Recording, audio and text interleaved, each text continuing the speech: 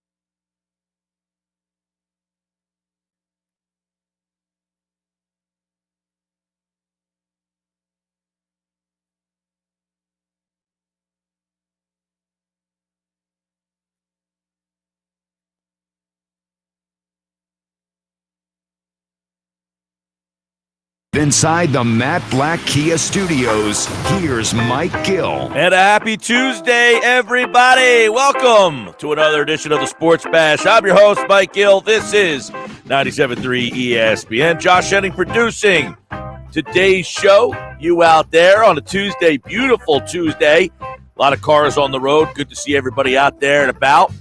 I think if you watched that Phillies game last night, it almost feels like, you know, when the Eagles win on a Sunday, you only felt that 4 times this year, so it didn't happen all that often, so you might forget what I'm talking about.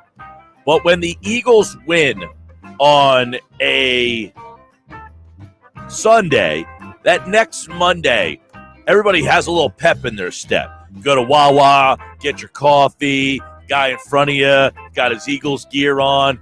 Yo, nice win yesterday. That's what that Phillies game felt like last night, didn't it? Woke up this morning, people are a little charged up. People a little buzzed up today. I like it. Phillies with that win last night. I got a couple takeaways from the win. We've got it covered for you, of course, here on the Sports Bash Live. I like your reaction as well. 609-403-0973. Josh has got the black hat on. Maybe that's what it is. He's keeping that black hat going. And until they lose. So 4-0 Phillies. They get DeGrom last night. DeGrom is just absolutely wheeling and dealing. And then, I mean, come on. I don't want to sit here and belabor the fact that today's baseball is just asinine. But can you imagine being a grown man who's won multiple Cy Young Awards and having someone tell you that 77 pitches is all you get? I mean, seriously, 77 pitches, we're calling it a day? That's it? That's what we ask you to do now? You're the best pitcher in baseball, and 77 pitches is what you give me. He's a 32-year-old grown man. This isn't a 12-year-old kid. This isn't a 13-year-old kid. This is a 32-year-old man that was told last night, you're the best pitcher in baseball, and 77, here's a handshake, pat on the ass, take a seat. It's a disgrace. It's an absolute disgrace. The game should be embarrassed that their Cy Young Award winner wasn't able to go into the 7th inning last night because of whatever analytics suggest that 77 pitches is quite enough for the reigning Cy Young Award winner. The guy's throwing 102 miles an hour last night. He was absolutely dominant. If I'm Jacob DeGrom, seriously, I'm not even exaggerating here. His numbers and what he has done for this organization, and for him to have the record that he has with that team, he is 70-51. This guy should be about 170-51. I mean, seriously, The most wins that Jacob deGrom has in one season is 15 wins, and yet he's won multiple Cy Young Awards. He's a 15-game winner. Terry Mulholland won 15 games, I think, at one point. I mean, Jacob deGrom eats Terry Mulholland's lunch and then spits it back at him. That's how much better Jacob deGrom is than Terry Mulholland. But essentially, with the Mets, you're getting Terry Mulholland. I mean, I'm absolutely outraged. I saw that last night that he threw 77 pitches and then got pulled from that game. I could not believe. I get it. It's opening day. They hadn't pitched for a way. The guy's 32 years old. He's a grown man. He's a 2-time Cy Young Award winner. And by the way, to compound this even further, their manager last night, he said before the game that deGrom's pitch count was 100. Now, unless deGrom went to him and said, hey, I got nothing left in the tank, then fine. But Rojas said after the game, he hasn't thrown in 10 days. The conversations with him between innings led us to pull him. All right. So maybe deGrom said, long season, talking to them, it felt like the wrong decision. They go to the bullpen. Trevor May, who stinks, former Philly, he stunk there. He stinks with the Mets. Comes in, got one out in the 8th. Phillies get a little rally going. Miller, McCutchen, Hoskins with the single to load the bases. Former Philly Aaron Loop comes in the game. He hits Harper with a rinky-dink deuce. And then Real Muto with the single. They tie the game. Bohm hits a little two-hopper, and he throws the throw flies over to the catcher's left-hand side. McCann can't hold on. Ball goes past him. Phillies score again. DD sack fly, 5-2. The next thing you know, boom. What a mess. Absolute mess. That inning was so mismanaged by the Mets. Comical. But the root of it all is the fact that at 77 pitches, they decided that. And it's the 6th inning, by the way. Terry Mulholland won 16 games in 1991. That's more wins in one season than Jacob deGrom has ever recorded. It's ridiculous. And the root of it all is 77 pitches, the pitch count. Look, we talked about, what did Mike Schmidt say in the broadcast on Saturday or Sunday? What did Mike Schmidt say in the broadcast on Saturday? I tweeted it out verbatim because he's absolutely right. Mike Schmidt, who, by the way, was pretty good, if you're just tuning in, quote, I just don't quite see the value of that stat. Mike Schmidt, when asked about exit velocity on Sunday. Exit velocity is akin to Tom's hitting school. It's just a word that was created to say, I'm teaching a different style of hitting than Bill's hitting school. Mike Schmidt says, I just don't quite see the value of that stat.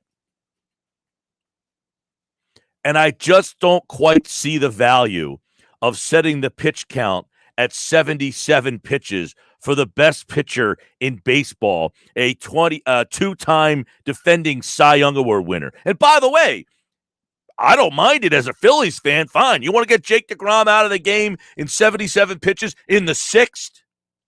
You're telling me Jacob deGrom couldn't go out and say, hey, you know what? Let me start the 7th inning and see how it goes. Guess what? Magic 8 Ball says that inning probably would have went pretty good. Right?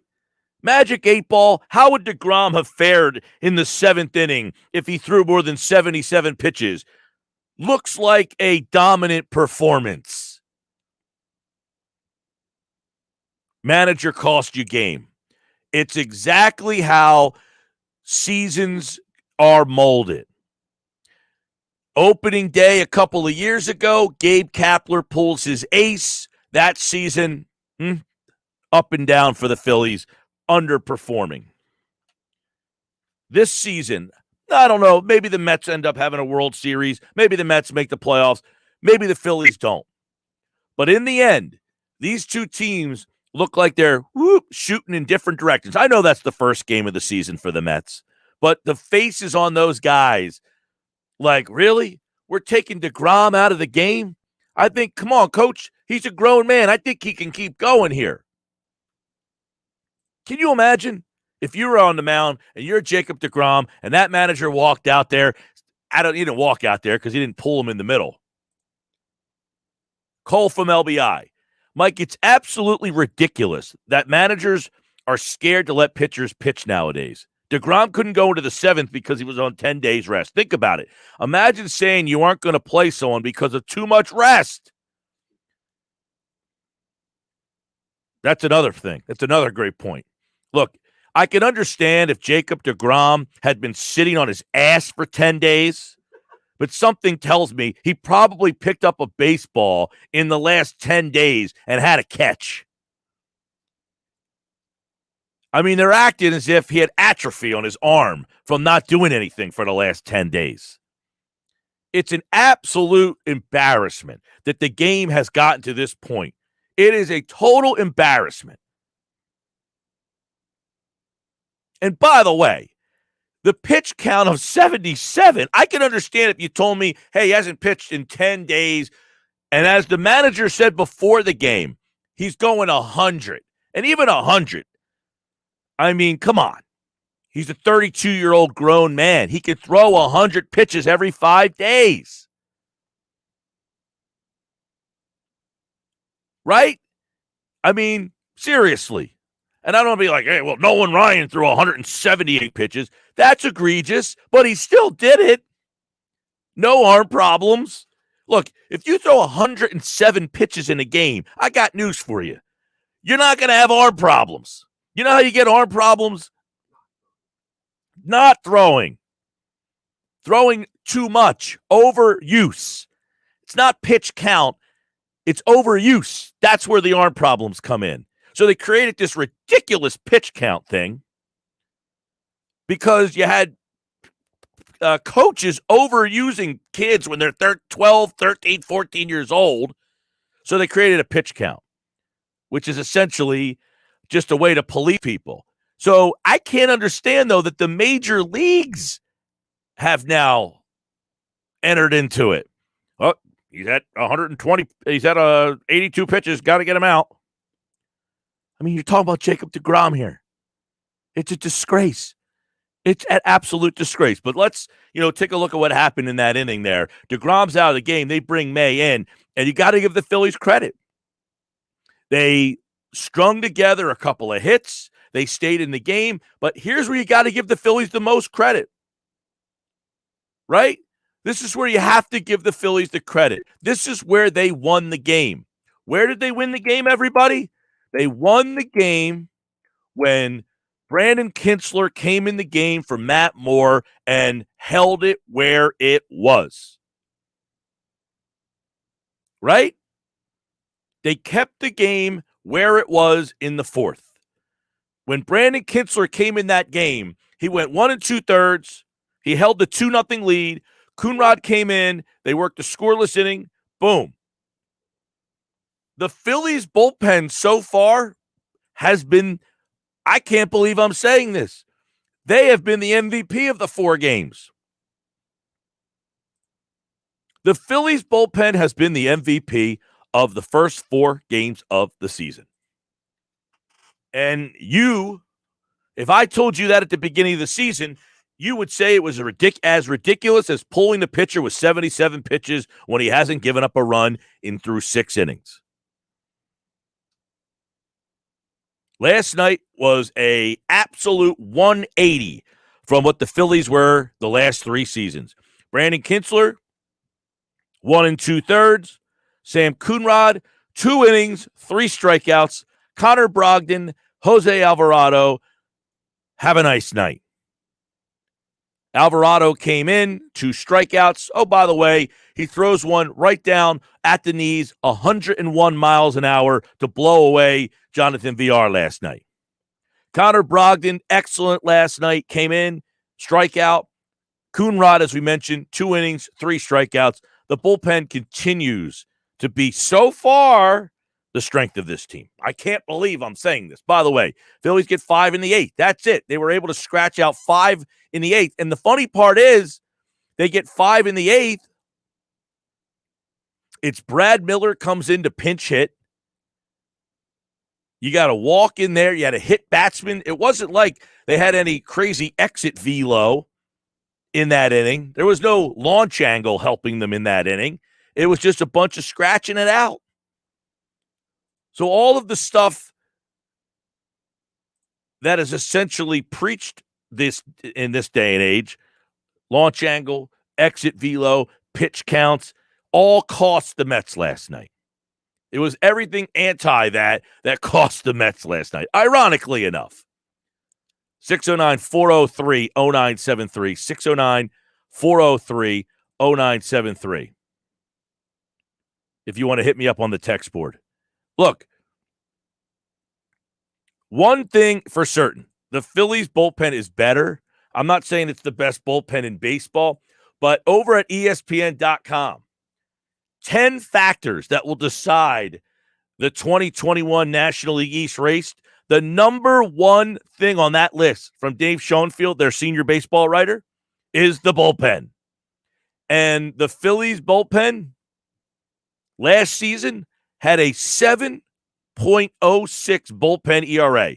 It was the worst bullpen ERA in Major League Baseball since 1930. It was the second worst bullpen ERA in history. So if they can essentially cut that in half, and I'm saying cut it in half from 7 to 3.5, I'll tell you what, if they can do that, we might have an interesting race here, my friends. We might have an interesting race here. Remember these names: Brandon Kintzler, Archie Bradley, Jose Alvarado, Sam Coonrod, Connor Brogdon, and Hector Neris. By the way, isn't it refreshing that 4 games into the season, Vince Velasquez hasn't been called into the game once? Oh, my Lord. It's beautiful. It's a group of bullpen arms that all – now, you want to talk about exit velo and somewhere where it matters? These guys in that bullpen coming in and throwing 101 for 1 inning, give me your best. There's where the velocity comes into play. The Phillies bullpen ranked 3rd in baseball in velocity so far the first week of the season. Big change. It's a big change. This bullpen is going to – look, it's going to make or break the season. Their starting pitching is what it is. It's solid. It's not great. They got 2 guys at the top who are pretty good. Eflin, who's good, and then the back 2. I thought Moore pitched okay last night, but, he was a little wild. 4 strikeouts, 4 walks. The 4 walks killed him last night. 2 runs, got into the 4th, simply not good enough, especially if your bullpen is what the bullpen was last year. I mean, if you got to the 4th inning last year and had to turn the thing over to that bullpen last year, the Mets would have won that game last night 10-4. Instead, man, what a difference. What a difference. And it's like, don't you now get kind of pumped up every night like, hey, there's a game tonight. See, when baseball is going the way that it's supposed to go, you get that anticipation of, man, there's another game tonight. Baseball is that friend that's with you no matter what. He's always there. He never goes anywhere. You have your friends back in your living room for the next 6 months. I'd like it to be 8 months, to be honest with you. I hope that bullpen helps them get there, because right now, the way they're going, and it's 4 games, I get it. But the way they're going, no, Will, I did not see Archie Bradley's tweet last night. I got to pull it up. Let's see what Archie Bradley threw to the table last night. Archie Bradley, who's pitched in 1 game this year, is quickly becoming like my favorite guy. Yeah, he replied to the Phillies ring the bell last night and had the little kids jumping around with the let's go. No words, just this GIF, he writes, and has a kid bouncing all over the place saying, let's go. Yeah, Bradley's quickly becoming one of my favorite guys. All right, we got a busy show today. Phillies mailbag, Frank Klose, 4:40 today. Frank's got the mailbag, 4:40 today, right here on the Sports Bash Live on 97.3 ESPN. We got that. Coming up, by the way, the Flyers season remained on life support last night, so I got to give them some credit. The Flyers season remained on life support last night. They got a win over Boston, which they had to do. We talked about it yesterday. They have to basically sweep these two games, in my opinion, to have any shot to make the playoffs. They need these two games against Boston. They got to have these two games against Boston. Last night they got it, 3-2. And then tonight they play Boston right again. They've got to have them both. They got the first one. I'll give them the credit. They got the first one done last night. But that one means nothing if you just hand the 2 points right on back over. So now you're 3 points behind Boston for the final playoff spot in that Eastern Division. The way they're doing it this year, top 4 teams in both sides. Central gets 4, East gets 4, North gets 4, West gets 4. That's it. There's no wild card. There's no this. There's no that. 4 teams, each division, you're in. Washington, New York, Pittsburgh, they appear to be, they're 9 points. Pittsburgh's 9 points ahead of Philadelphia right now. And then you got Boston 3 up on Philly. So if Philly wins tonight, they'll be 1 point behind Boston. But if you lose tonight, you're handing your 2 points you earned last night and you're turning them right back over. And I believe that was an overtime game last night, right? So Boston got 1. So there's your difference there. You got the 2, they got the 1. So it's really only a 1 point separation that happened last night. You got to get the 2 tonight. And I'm sorry, giving them 1, no help. So not only do you have to win the game, look, I get it. If you win the game and you gain 1, you cut the thing to 2. Great. You got to win the game in regulation almost. So Flyers on life support. Give them a little credit for that. So we're all over the map today. Coming up, busy show. Here's the rundown. Coming up at 2:30, a former NFL GM joins me. He makes his first-round picks. If he was making the pick at 12 for the Eagles, who would he pick? You might smile when you hear his answer. That's what I'll tell you. Sports Bash got that coming up at 2:30 today. Football at 4. Geoff Mosher is in the house. He'll be joining us at 4 o'clock today for today's edition of Football at 4. Tom Moore inside the Sixers. Some of the biggest concerns for the Sixers entering the 4-game road trip. We'll discuss with longtime Sixers writer Tom Moore. Also, Frank Klose has the Phillies mailbag. If you have a question in the mailbag today or for the mailbag today, Phillies-related question, you can start texting them in now, 609-403-0973, 609-403-0973. Text me your Phillies questions, and if we have time and we have some space in the segment, we will answer your Phillies questions. I know every week Frank has his mailbag questions that he gets on Twitter, at Frank Klose. So if you ever want him to answer your question in the mailbag on the website, you got to tweet him your questions. But if you want to hear him answer your questions on the air, you can text in 609-403-0973. All right, we got a busy day today. We told you coming up is former Jets and Dolphins GM Mike Tannenbaum. He has his GM mock draft. Now, this is his GM mock draft. In other words, if he was the GM of that team, who would he pick? That's what this is based on. Not who he thinks the team will pick. He is picking based on if he was the GM of that team, who would he pick? So he's coming up at 2:30 to discuss his mock draft coming up here on the Sports Bash Live on 97.3 ESPN. And Mike's mock draft is now available at ESPN Plus. The Sports Center special, Mike Tannenbaum's mock draft, airs tonight at 7 o'clock on ESPN2, and it'll be part of ESPN Radio's coverage of the draft right here on 97.3 ESPN on Thursday, April 29th through Saturday, May 1st. So coming up next, we'll discuss the GM mock of the first round. These are Mike Tannenbaum's personal picks at each spot, who he would pick for each team. So, who does he have landing with the Eagles at number 12? Well, stick around and find out next, right here on the Sports Bash Live on 97.3 ESPN. And don't forget the free mobile app where you can enter today's Sports Bash Cash code word. It's coming up at 55 after the hour. 55 after the hour, I have the Sports Bash Cash code word for you. It's brought to you by Matt Blatt Nissan. The all-new Matt Blatt Nissan, now open on the Black Horse Pike in Egg Harbor Township next to Home Depot. Online, mattblattnissan.com. All right, Mike Tannenbaum joins me next here on the Sports Bash.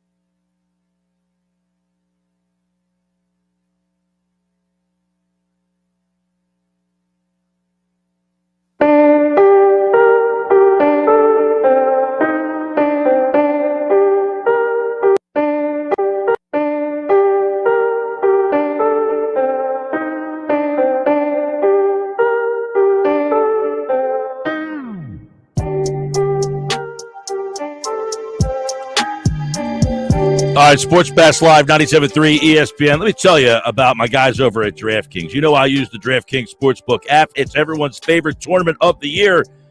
Augusta, Georgia, the Masters. Competing for the coveted green jacket, DraftKings, America's top-rated sportsbook app, is putting you at the center of the action. Turn $100 into $100. It's simple. Pick any golfer from this weekend's tournament. If they finish in the top 10, you win $100 cash. Use my code 973 to turn $1 into $100. Use my code 973 for a limited time only. New users only at DraftKings Sportsbook. Must be 21 or older. New Jersey only. New customers only. Restrictions apply. See DraftKings.com/sportsbook for details. Gambling problem? Call 1-800-GAMBLER. All right. He will be available tonight on ESPN2 for you guys to watch and listen to. He's available now here on the Sports Bash. The GM mock of the first round is available now at ESPN Plus. The Sports Center special tonight, mock draft. Mike Tannenbaum's mock draft will air at 7 o'clock on ESPN2, and he will be a part of ESPN Radio's coverage of the NFL draft. Now, his mock draft on ESPN Plus is what he would do, not what he thinks will happen. It's what he would do if he was picking for that team. I want to be clear. Mike Tannenbaum, welcome to the show. How are you? I'm doing well. How's everything? Everything's good. It's good to have you on. And I wanted to stress this is what you would do if you were in the GM seat for these teams, because I think Eagles fans are probably smiling right now if they checked out your mock draft at number 12 and saw Kyle Pitts landing there. That would be a home run, would it not? Yeah. University of Florida's Kyle Pitts being drafted by University of Florida's Howie Roseman. Great Gator connection for the Philadelphia Eagles. That would be nice. Now, Roseman, as you probably are aware, pretty polarizing figure here in this area. Not the most liked guy at times. Pulls off a lot of trades. It turns people one way. The draft has not been the strongest suit for the Philadelphia Eagles. But if he was able to get Pitts at number 12, that's a pretty much home run decision. Is that a pick? How possible do you see that player Pitts falling to number 12? I don't know if it's that likely, but you never know. I've drafted players where they felt us that we didn't have them, going to where, we thought they were. And I'm sure they'll be prepared, and I'm sure they would do backflips if, that ever came to pass. Give us your take on what happened yesterday with the Sam Darnold trade and maybe how that could affect everybody after the Jets. Now, specifically, I guess everything kind of starts up around that 4 spot with speculation. Yeah, I think for the Jets, obviously they go Zach Wilson, and I think for Carolina, you can't rule out a quarterback because if let's say Justin Fields falls to them, which is what I have in my mock, then you can turn a weakness to a strength overnight. And Sam Darnold only has 1 more year to go on his contract, and I just think it's a way to fortify a position with 2 good young players. So, we'll see what happens. And, but I do think, Fields in Carolina can't be ruled out. Mike Tannenbaum, check out his GM mock draft now at ESPN Plus. Trey Lance, you have going 4. So you're saying if you were the GM of the Falcons, that's the direction you would go. You would not turn the page on Ryan. He's got years left, but you would at least draft his successor. But do you think the Falcons really hold the key to this draft? There's a report today that they're taking calls on that pick. Yeah, I think the draft starts in Atlanta. I think obviously San Francisco is going to take quarterback. I believe it's going to be Mac Jones from Alabama, and I think that's why Atlanta is the most interesting inflection point at this time. All right. Obviously, I like to pick your brain on this a little bit. You've obviously been there on draft day. Everybody always wants to know, and I'm sure it's different with each team, but as the GM of a franchise on draft day, when you are the guy making these picks, how many people are involved typically when that decision comes up? When you go on the clock, the New York Jets are on the clock, how many people are talking to Mike Tannenbaum in that 15 minutes? Or are you kind of like, hey, we've done all the preparation. It's now my time to figure out which guy we're going to go with? Yeah, that circle to me has to be pretty small because the hay's in the barn. You want everybody to have a say in a meaningful way. And then when it's time to go, you have 1 or 2 people. You're listening for, a trade. You're checking your medical security. But that circle is just maybe a handful of people. Now, the draft coming up here, obviously, Howie Roseman made that trade. I'd like to get your reaction as a GM when you saw that trade made. If you're Philadelphia sitting at 6 with all the holes they have, you get that phone call from Miami. Did you like the result if you're on the Philadelphia Eagles side, moving from 6 to 12 and adding a first-round pick in next year's draft? Yeah, and I can't imagine anybody that doesn't from the Eagles standpoint. I mean, think about this. Let's put this into context. Last year, Buffalo gave up a first-round pick to Minnesota for arguably one of the best receivers in all of football, and Stephon Diggs. To go back 6 spots, the Eagles got 2 1s. I mean, that's insanely productive for them, just from a standpoint of if Miami had taken those 2 first-round picks and said, hey, let's go get DK Metcalf, hey, let's go get Michael Thomas, those 2 1s may have yielded that sort of player. So for a team that has a number of holes that they're trying to fill, I thought Philly did a really good job with that trade. Yeah. They are not one player away. I agree with that. Let me get your, when you see what San Francisco does, now you have them taking Matt Jones, as many people do, and you're saying that you would do the same thing, essentially, if you were in that seat. Do you like these teams that are trading multiple picks for guys who have no resumes? No, I think they're trading a ton. But I'm answering the question that if San Francisco's sitting in that seat on draft day, what would I do? And for months, I've compared Mac Jones to Matt Ryan. And if you think about like the success that Kyle Shanahan had with Matt Ryan in Atlanta, I think it's a really good fit. I think Mac Jones's athleticism is somewhat underrated. Right. So you're saying you wouldn't have made the trade to get up to number 3, but once you were in the number 3 spot, that's who you would take. Correct. That's exactly right. All right. So how about with what the Jets did yesterday? This is always so weird. Like, these teams are so willing to turn the page just 3 years in. I know you're connected to that team. You were there, obviously, but you have Darnold, and they've already made a decision on him. It feels like these teams go through this routine almost every 3 years. You have a new coaching staff in there. Did you like what they got in return to move the number 3 pick of the draft from just 3 years ago? I think it was a situation where there were a lot of options filled up quickly, and that's what happens. San Francisco was looking, and Chicago signed Andy Dalton. Even Houston signed Tyrod Taylor. So they were running out of options. So I think from a value standpoint, I think they did well. I don't think they crushed it because they just were running out of options. And, it was clear that, hey, we're going to go with Zach Wilson and let's just get, the most value we possibly can. Mike Tannenbaum, ESPN2 tonight. Mike Tannenbaum's GM mock draft. You can watch that. He'll be a part of ESPN Radio's coverage. Just a couple more with you, Mike, before we let you roll here. When you know there is a class of receivers, like specifically in this one, how much does that enter your mind? Do you know that next year might not have the same group of guys and say, hey, if we really want a receiver, this is the year to get one? Is that a way that an organization would think in a draft, knowing how much talent is in this specific class and maybe saying, next year is not the time to get one, so let's get one now, even if maybe we don't need one? Yeah, and also it helps break ties within a draft. So this draft is loaded with receivers, and I think there's guys going to be like Kadarius Toney from Florida available in the second round. And because of that, if you're in the first round, I think there'll be less first rounders going this year than people realize. And it's really because there's such great depth, and you have to think strategically just to maximize your opportunities. Yeah, I know the wide receivers, a lot of Eagle fans want to see a wide receiver. How would you describe Kyle Pitts? Listed as a tight end, but when you take a look at this guy's film, if you're the GM and your scouts are coming to you and they tell you about Kyle Pitts, what are they telling you? He's a weapon. He has incredible wingspan. He's a great athlete. He's long. He can run. He can high point the ball.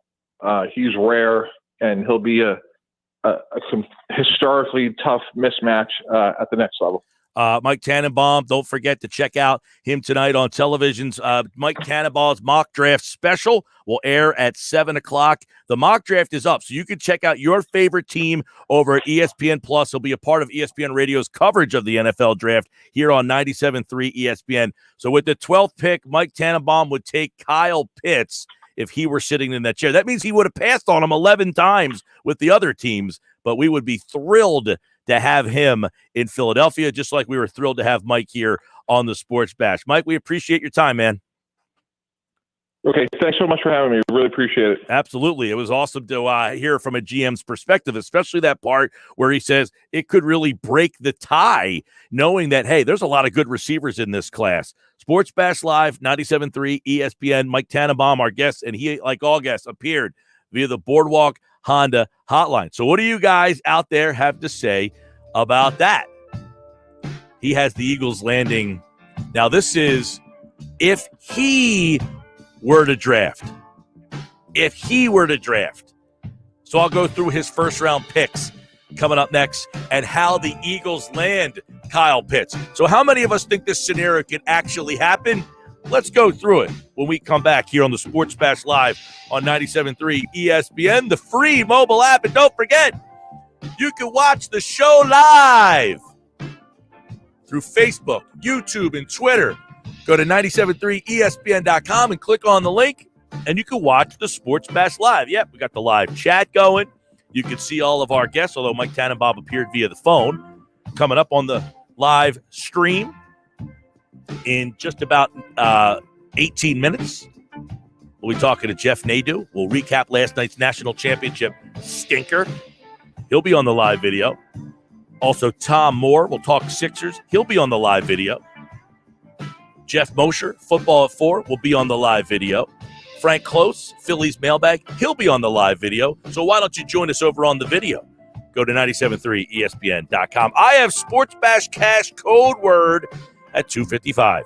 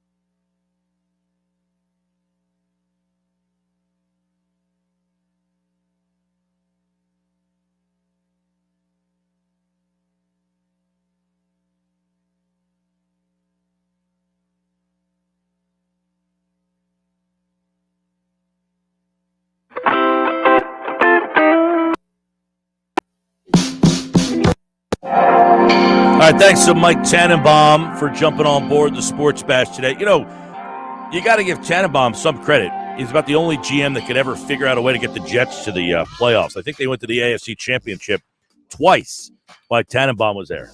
They've been a dumpster fire pretty much since. I think he got to the Dolphins in the playoffs, too. So I'm not sitting here telling you he was, I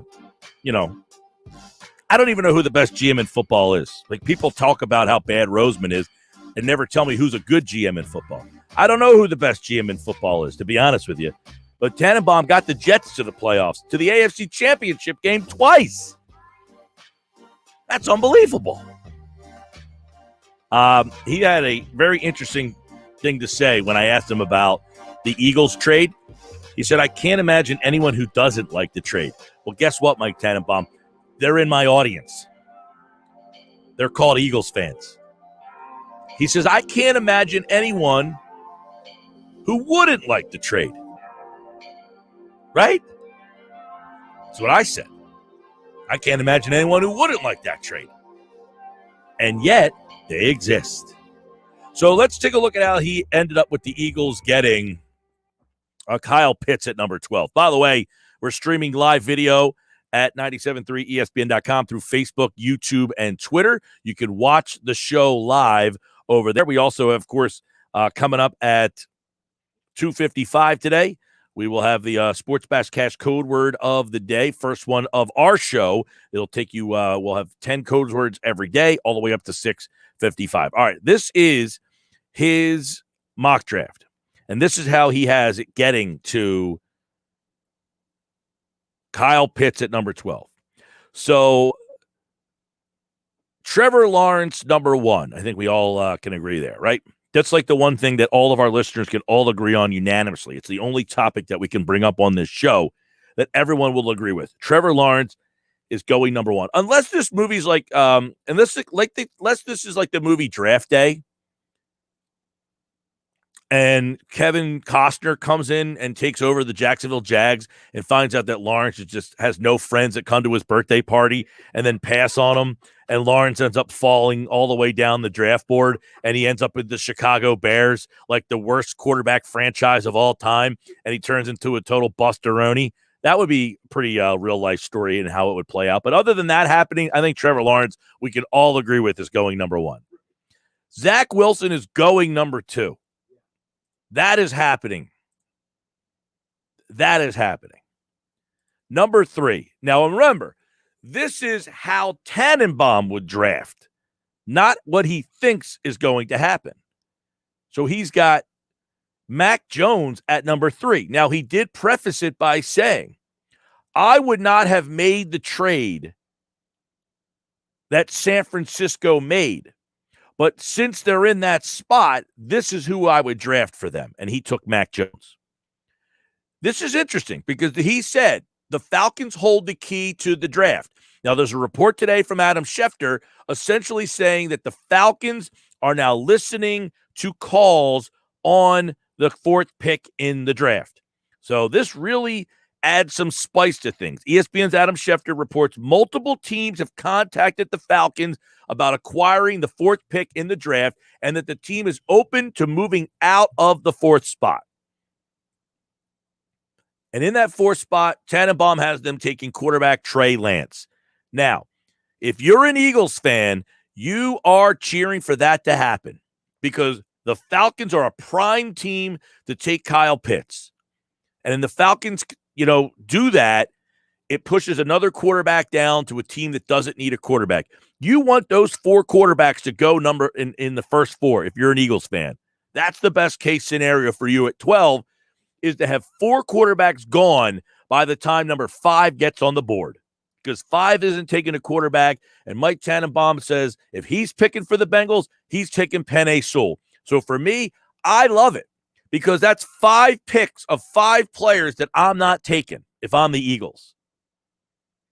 Then at number 6, he takes the Dolphins' Jamar Chase. He's a guy that you would love to fall to you. You know it's not really happening. Chase is my favorite wide receiver in the draft. He has Chase taking them at number 6 to the Miami Dolphins. At number 7, Jalen Waddle. Now it gets interesting. Number 8, they just traded for a quarterback yesterday with Sam Darnold. But Mike Tannenbaum says, if I'm in that seat, I'm taking a quarterback, and he pulls the trigger on Justin Fields. That is a best-case scenario for Philadelphia. All those quarterbacks in the first 4. What is not the best-case scenario, in my opinion, well, it's twofold. It's a good scenario because Carolina could take Pitts. But it's a bad scenario because now all the quarterbacks are off the board, meaning movement is probably not going to happen. So there's kind of a good cop, bad cop here.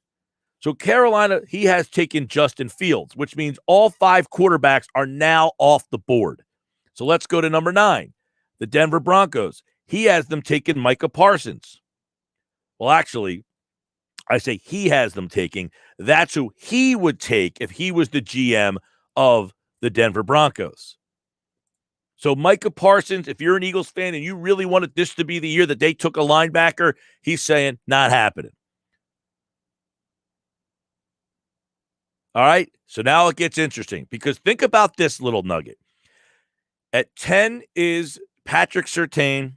At 10 is the Cowboys, and 11 is the Giants. Which means what? The chances of you trading with one of those 2 teams is slim and none, and they both just went out the door. You think the Cowboys and the Giants are going to pull off a trade with Howie Roseman so that they can jump up over top of either one of those 2 teams? That ain't happening.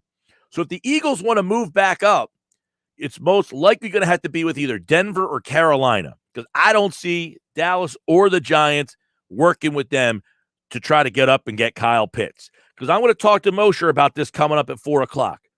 Which player, if he starts to fall to the 8-9 range, would Howie Roseman move back up to go get?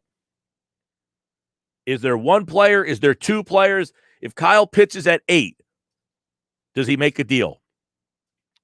Because this is an interesting situation. I think you can say both Carolina and Denver would be interested in a quarterback at 8 and 9. So if there's a quarterback on the board there, the Eagles could essentially trade into those 2 spots. Those 2 teams could say Dallas and New York are probably not taking a quarterback. We'll go back to 12 and take the quarterback we want. Now, what would the Eagles have to give up to get there? At number 10, Patrick Surtain goes to Dallas. And this is interesting because he says if he was the Giants and he was the GM of the Giants, he would go linebacker. Azeez Ojulari out of Georgia. Now, that's the highest that I've seen Ojulari taken in any mock draft, at period. His final game, if you remember that game that Georgia played in the Chick-fil-A Bowl, he had 3 sacks in that game. He's an outside linebacker. He's a versatile guy who comes off the edge. The Giants, their defense was decent last year, but they could use a player. I would be pretty shocked if they followed suit with that, though. And then at number 12, Kyle Pitts, Philadelphia. That's how he gets them there. Now, players taken behind him, Kwity Paye, Devonta Smith, J.C. Horn, Rashawn Slater, Vera Tucker. Those are all guys that I could see going ahead of pick number 12. Caleb Farley, very interesting route for Mike Tannenbaum, who joined us here on the Boardwalk Honda Hotline. If you missed any of that interview or that conversation, check it out on our YouTube channel at 97.3 ESPN. Search us on YouTube. All right, Sports Bash Live, 97.3 ESPN. If you're watching the show live, good to have you with us there. If you're listening on 97.3 ESPN or the free mobile app, stay there because I have the next Sports Bash Cash code word, and it's coming up right now.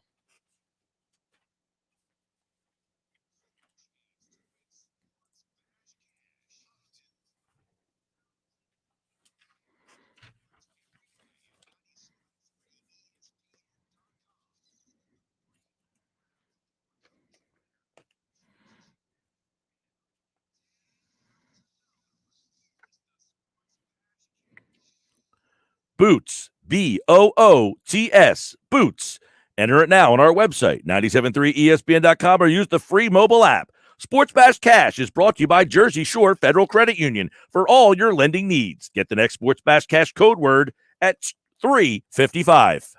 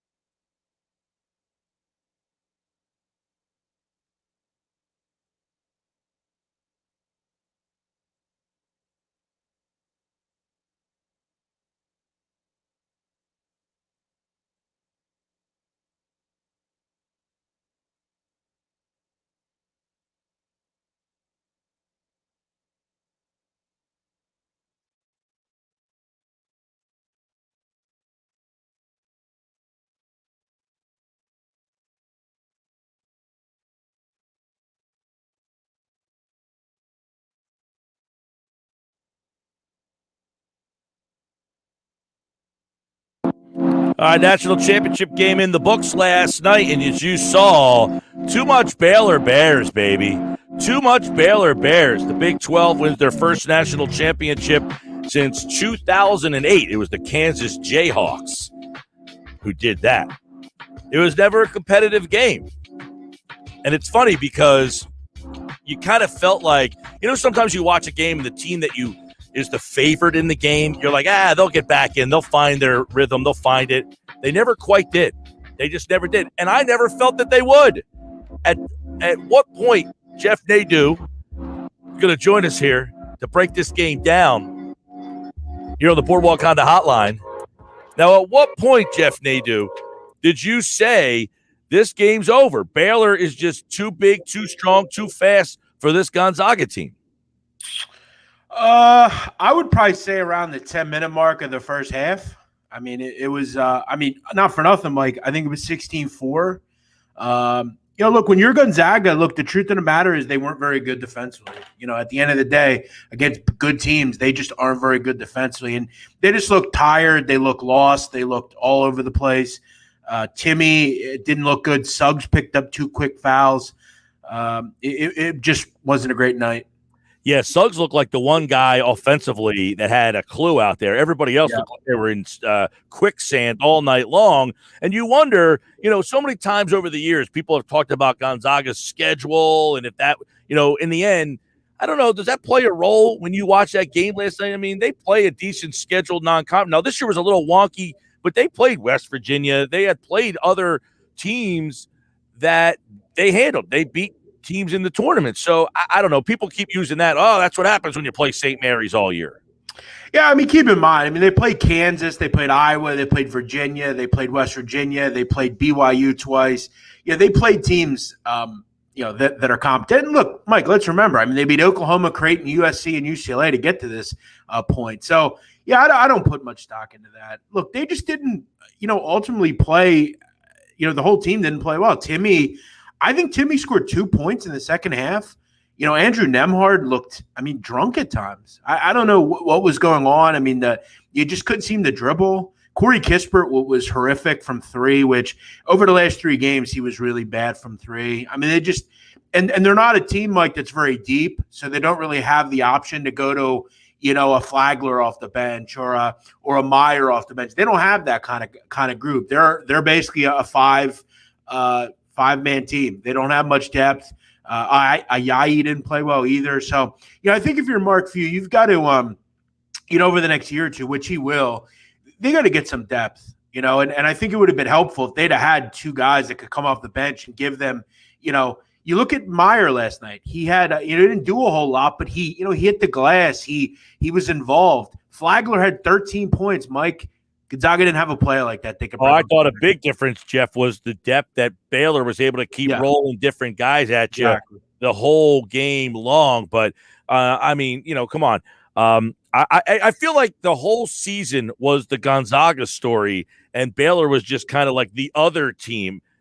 And they showed last night that you didn't talk about us enough all season long. We're actually the better team. Like I was saying, you would know this because you're one of these guys that remembers just everything. I can't think of a matchup with 2 less high profile, like Baylor and Gonzaga have got to be, that had to be like the lowest 2 profile schools matching up against each other in a finals. Yeah. We haven't really had these type of games where it was 2 like kind of not that these are unknown schools, but before the last 20 years, these were unknown. Baylor was one of the worst programs in the country when Drew took that job. Right. People forget Baylor's this tiny little school in the middle of Texas. Same with Gonzaga's out in the middle of nowhere. A couple of years ago we had Butler get there, but they played Duke. Right. That's what I was going to say. Right. Yeah. You had Baylor. You had Butler. You've had teams get to the Final Four like a Loyola or a George Mason, but you're right. We've never had, and that was one of the reasons why I think a lot of people thought this was an underwhelming Final Four because ultimately there were 4 teams that outside of UCLA who have the obviously the John Wooden connections years ago, but yeah, Baylor when Scott Drew took that job, we have to remember they had a coach, Mike, that was covering up a murder of a player. Like Yep. it didn't get much worse. And keep in mind the Arbral stuff on the football side. So, and as you said with Gonzaga, when he came there, Gonzaga was basically they were like a really low major. So yeah, it's incredible how far they've come, both teams. But from an exciting Final Four and a national title game, it definitely didn't live up to the hype. Now the Final Four was good, but the final game just didn't. All right. We know our friends over at PropSwap and PropSwap.com. If we were going to prop swap for next year, if you want to get in on the futures odds for next year's tournament, Gonzaga is a 9-1 favorite to win next year. Baylor is next 12-1. UCLA 12-1. Florida State, Michigan, Ohio State, and Villanova are all 14-1. So I know you're probably already looking ahead to next college basketball season. So Gonzaga, your favorite for next year? Yeah, for sure. I think Drew Timme is going to come back, Mike. I think he'll return. I don't really see a reason why, if I were him, I would go to the NBA. He's not a lottery pick. He's not a kid that's going to come in and get big-time money. Now, that's not to say he can't. I think he really needs to get better on the defensive end, which is pretty clear last night. Suggs is gone.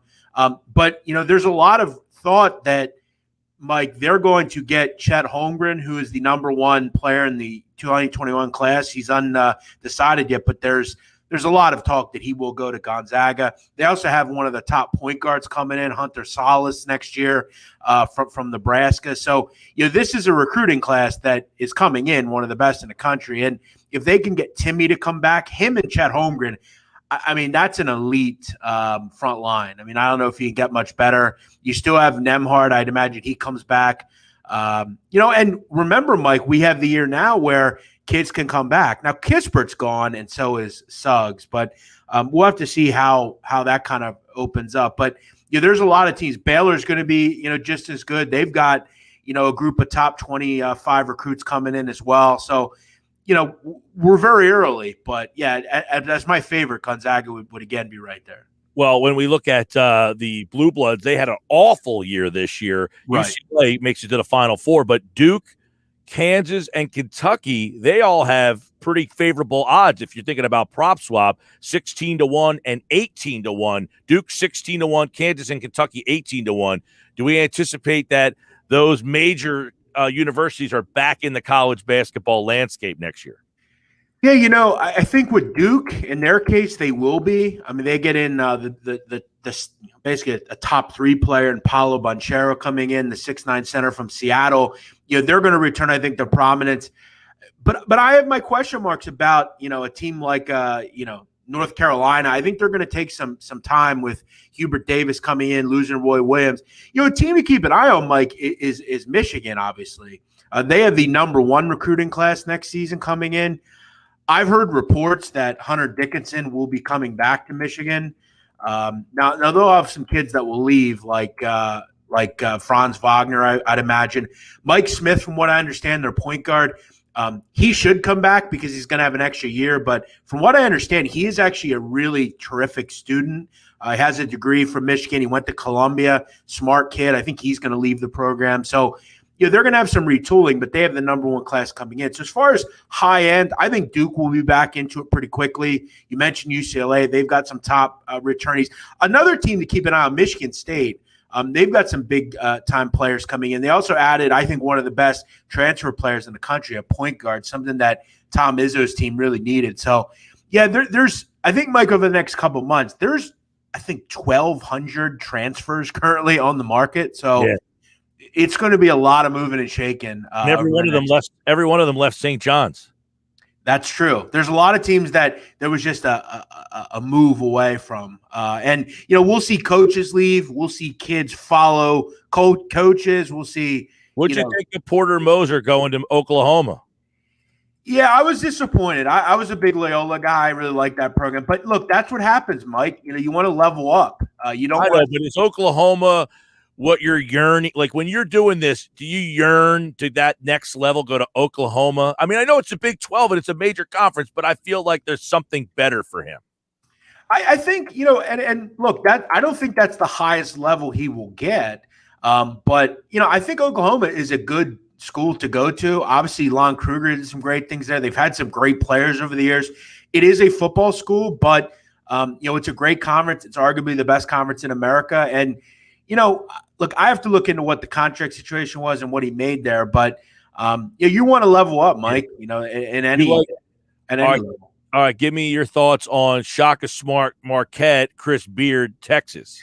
Yeah, the Shaka, look, Marquette continues to make odd hires. Shaka's a nice guy. He's a good coach. I don't know how good he'll be. It's a better program for him to be at. He's from that area. I believe he's from Milwaukee. He needs to be at a school not like Texas, where there's so many expectations and whatever. It'll be better there. I think that's more of his wavelength. He'll do well in the Chicago market as far as recruiting, that upper Midwest. As far as Beard, I'll tell you this. If I'm a Texas Tech fan, obviously I'm happy for what Chris Beard did for me as a fan, but you go to Texas, that's rough. To leave. But look, Texas has the Scott Ohl, Mike, as they say, and they were able to make it happen. And it would surely bother me if I was a Red Raider fan. No question. That'll add definitely something to that. Texas rivalry there. He's a top coach in the country, though. I have him right top 3. Right. So he, good for Texas. They've not made good hires recently. That's a great hire. We talked about it on last Friday. The North Carolina program has not put an impactful NBA player in the league since Jerry Stackhouse, Vince Carter, Rasheed Wallace. We're going back to the early 90s. So is that job? It's still North Carolina, though. Hubert Davis got it. But is North Carolina still North Carolina? I don't think. And we have to remember North Carolina over the last 10 years has been North Carolina still, because Roy is still a great recruiter and he was able to get kids to come there and play. But over the last 3-4 years, it's not been in a school really since that Villanova game. Since that, it was at 2018. That was the last time Carolinas were relevant. They've missed out on some play, like Greg Anthony's kid didn't work out there. They've had a lot of misses, frankly. Hubert Davis isn't going to change it either. He wouldn't have been my first choice. He has been at North Carolina for I think 8 years now, though, as an assistant. 9 years. Yeah, so it was probably his job to lose, but it'll take some time. But again, kids like playing for that young, guy that they coached and he played at the university and maybe sniffed the NBA, played in the NBA. That's worked, and that seems like the next step for coaching. North Carolina, by the way, 25-1 next year. Jeff Nadeau's with us. So the college basketball season is in the books. So real quick, let's turn our attention to a little NBA tonight. Sixers play the Celtics, Jeff. +2, 221.5. You should have Joel Embiid back. So Sixers have beaten the Celtics twice tonight. Is this an intriguing one for you? Yeah, I would. The Celtics have been really inconsistent, and that's been no more obvious than the 25-25 record. Defensively, they're not the same team as they've been in years past. They really have struggled on that end. Don't seem like they have just any real cohesion or consistency. They don't have that kind of feel to them this year. This number's been bet up too. It opened 1. It's been bet up all day to 2. So obviously, I think bettors are coming in and liking the Sixers. How can you not with this being such a low number? Embiid is back. Look, we all know how different the Sixers are with Joel Embiid in the lineup. So, yeah, I wouldn't have any interest in the Celtics here. And it's not good enough for me to take the Celtics just because, it's not even a great number either. To get involved with the Celtics, I'd need like 3.5, 4 higher, something like that. I wouldn't have any interest in the Celtics. I'd be on the Sixers or a pass. One other one I want to get your thoughts on, because you don't see this a lot in the NBA. A double-digit 13.5, 12.5, Nuggets, Pistons, Detroit on the road at Denver, plus 12.5. Yeah, I'm not willing to lay this number with the Nuggets just yet. They've been playing really well since Aaron Gordon came in. But, the only two teams that I would lay 12, 13 with is Utah and Phoenix. I wouldn't be laying it with anyone else. Detroit's actually been decent as an underdog this year. They've been good getting points. When you look at their record, it sucks straight up. But from an ATS standpoint, they've actually made money. All right. One thought from you, Jeff. Is there a game that you love? Baseball, basketball? What is your game for? I like Atlanta, the Braves tonight. They obviously started the season 0-3, but I think you're going to get a Nats team coming in. I don't know what exactly they're going to have from a. We got 10 guys on the IR. There you go. And look, Max Scherzer, the kids in Atlanta actually have some pretty good numbers against Max. Max Scherzer's 37, Mike. I mean, he's getting up there. I don't know, is he still the same young pitcher? I like Drew Smyly. I think he's a good up and comer in the major leagues. I think their lineup's just kind of waiting to get going. They had that tough series against the Phillies, but I think this is a decent matchup. I think a lot of the public will see this number on Scherzer and say, I got to back Scherzer. I don't know if Max Scherzer is the same pitcher. Not saying he's still not a great pitcher, but I'll gladly take a team with 10, but against a team with 10 guys out with a kid like Smyly on the mound plus money. I'll take a shot. Jeff Nadeau is back here on the Sports Bash. College basketball season, sadly, is in the books, but we'll be back on Tuesdays to talk NBA hoops, Major League Baseball, whatever soccer he's got on his mind. At Jeff Nadeau on Twitter. Thanks, pal. Thanks, Mike. Always good talking to you. All right, he, like all guests, appeared via the Boardwalk Honda Hotline. Great recap of the college basketball season. As you heard, Gonzaga is the favorite to win next year, but Baylor is your national champion this year. Not a great game last night, but a fun season. The NCAA tournament in the book. Jeff was with us all season long. He'll take a little break on the Saturdays with the college basketball and the football behind us, but he'll be back in the fall. He'll stay on the Tuesday. When we come back, it's Inside the Sixers. Our good buddy Tom Moore, longtime Sixers writer, will join us next when we talk a little Sixers hoops. I want to ask him, what are some of the biggest concerns for this Sixers team entering this 4-game road trip that starts tonight with the Celtics?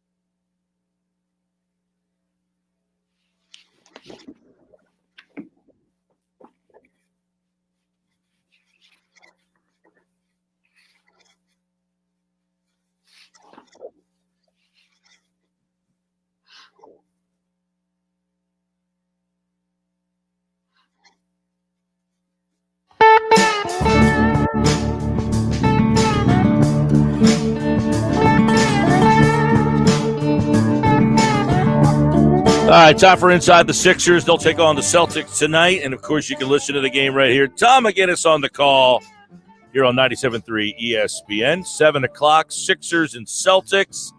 I think it's 7 o'clock. Is it 7:30 tonight or 7? 7:30. Sixers I feel like they haven't played a 7 o'clock game in about 3 weeks. They were out west. They had all those 10s and there were 9s. They've got a 7:30. They've got an 8 coming up on Friday. They're all over the map. All right, we're going to go all over the map with Tom Moore. We're going to talk a little bit about this Sixers team because, Tom, how you doing, my man? And, of course, he, like all guests, appeared via the Boardwalk Honda hotline. The Sixers had a 6-game road trip. They came back for a couple games. Bless you, by the way. Thank you. And they're going right back out on the road. I mean, so somebody in the schedule department must have not liked this Philadelphia 76ers team. Well, everybody has to do it, but when you're the one in the midst of it, 6-game road trip, 4 of them out west, then you come home and you have to play back-to-back games, the second night without Joel Embiid. Then you get a day off and you start a 4-game trip in Boston. That's pretty, that's a pretty formidable task. So they actually did have a 7 o'clock game on Sunday, but the game was so bad, the Sixers played so poorly, and given all the circumstances, it wasn't entirely unexpected.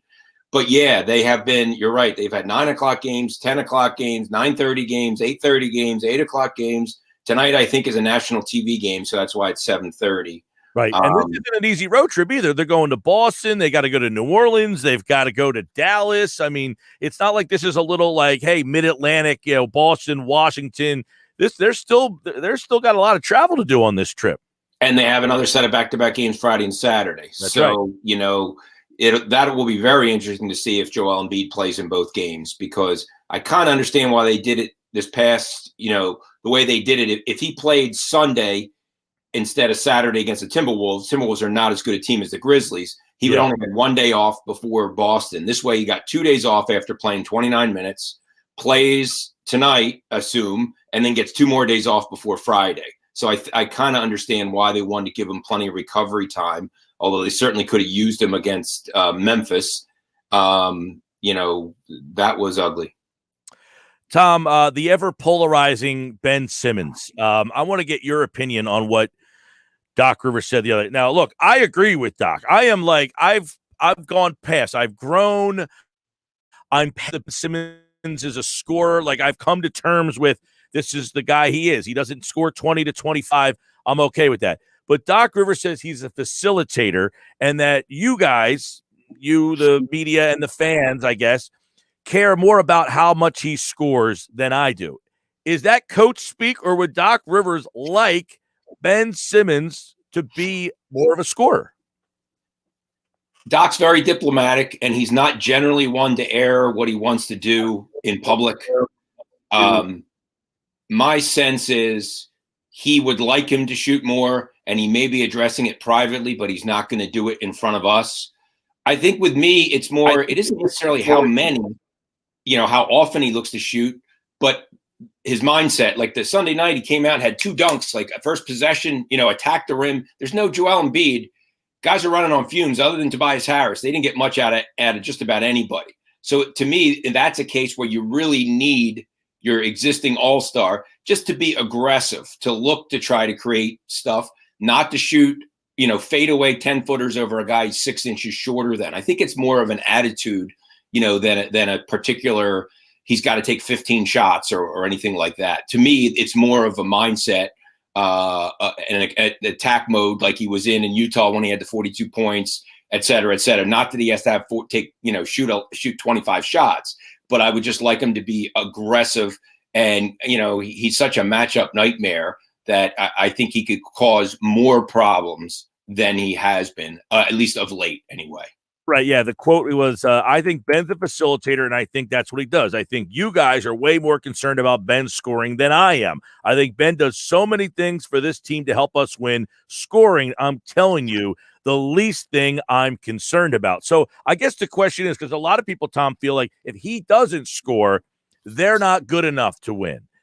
Are they good enough to win if he doesn't score? Well, that's the thing. And in the playoffs, what, teams are probably going to do. Back way off, put a big guy on him, clog things up. And they have to figure out a way to make him, more of a factor on offense. So it's not essentially, 4-on-5. So, it depends how much Tobias Harris, he hasn't played a lot in the playoffs and has not been a dominant guy in the playoffs. Can he be a solid number 2 scorer? He has at times this year shown he's been more aggressive in the fourth quarter. If he is and Embiid's healthy, then I think maybe Simmons you can get by, with shooting 6 for 9, and scoring 15 points or whatever.